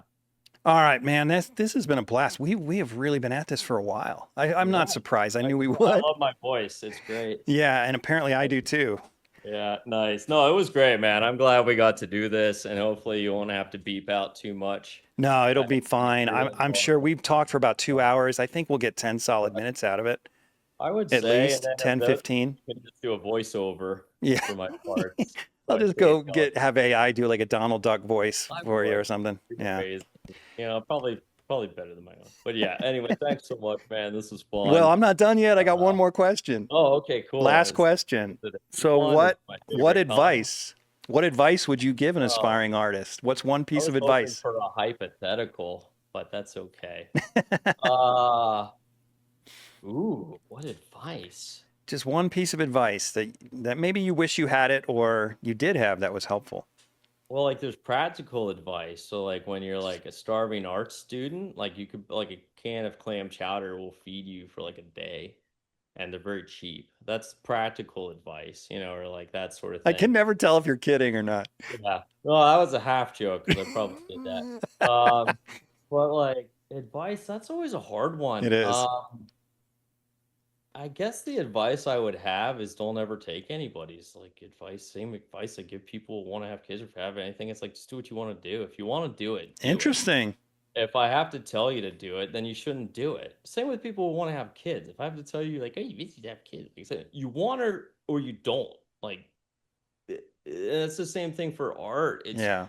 gonna make it work or you're not gonna make it work. And if everybody tells you you're not gonna make it work, you're still gonna make it work because you're stubborn and you're, dumb like me and you're gonna do it anyway. So my advice is always that, you know, like just don't listen to other people, including me, maybe. I don't know. And That's if actually you want good to make it advice. work, I know it sounds weird, but I always I'm always around young people. Sometimes I always tell advice. I'm like, just don't listen to people too seriously because they're giving you their perspective and their life and their experiences. Or at the And very least, be that's how I go. cautious, right? Just be cautious of advice. Yeah, yeah, exactly. Because everybody gives unsolicited advice. It's like, Mm-hmm. you should do, and it's like, well, what do they know? But when it really comes down to it, I feel that if you want to go into art, make it work. Um, don't feel bad if you have to sidestep and diversify. I mean, both my brother and I did. Like, you Mm-hmm. got into like bow finishing and all this stuff, and I do tattooing, some restoration stuff and whatever. So don't think it's ever a step back too. You might spend time doing one thing, sidestep to another, combine those into a new business. You don't know. It's just see where it goes. But as long as you're into it and you're working really hard, um, and the only other advice is marry a really good artist. That's helpful. Then you could piggyback on her successes. That's also useful. That's good advice as well. Good advice. But yeah, that's a hard one. Yeah, no, Yeah. I think that's good. I think that's good. Hopefully it's non-answer. I was hoping for a hypothetical. No, I don't have any of those today. Sorry. Oh, I have tons of those. Those are great. Dude, this has been a blast, man. I'm glad I got to talk to you again. It's been a while. And man, I mean, you'll probably come back to the Porch Society when your kids are out of high school. Is that what I'm waiting on? 12 more years? I'm gonna be pretty old then. I'll be one of the old people then. Yeah, I'm man. already the old You're going to be person. close to 60 before I see you in person again. Nobody knows who I am anymore. They'll be like, No, "Who's we this all know who you are. tiny head loud guy?" I don't know. Very Well, I hope I confident, see you before loud. that. I hope I see you before you're One of almost these days I 60. want to go make a trip. Because like I said, on occasion, it was nice doing this interview because I fell out of the loop, man. We're isolated up here, and Yeah, I bet. you have kids, you do the grind, you do the day to day, and I'm not in the art world as much as I used to be. Like, I'm still sewing, doing a lot of the other stuff, but I'm not pushing it like I used to. Right, I right. like, oh, it gave me a thumbs down. You see that? And to summarize the interview, You can tell Zoom to go to hell. That's what I think. Sure. Zoom. that's disappointing. That was messed up. But yeah, so I mean, it's been fun to kind of connect in this way again. Yeah, it's been good. So much appreciated. Hopefully Yeah, my will- pleasure. Hey, and say hi to Kate. Will do. I'd love to Awesome. see her sometime too. Sounds good, man. And thank you again. This All was right. wonderful. All right. Good. Have a good one, man. Take it easy. Thanks for tuning in to the Undraped Artist Podcast. If you enjoyed it, subscribe. And if you could, leave a comment or review. That really helps the channel.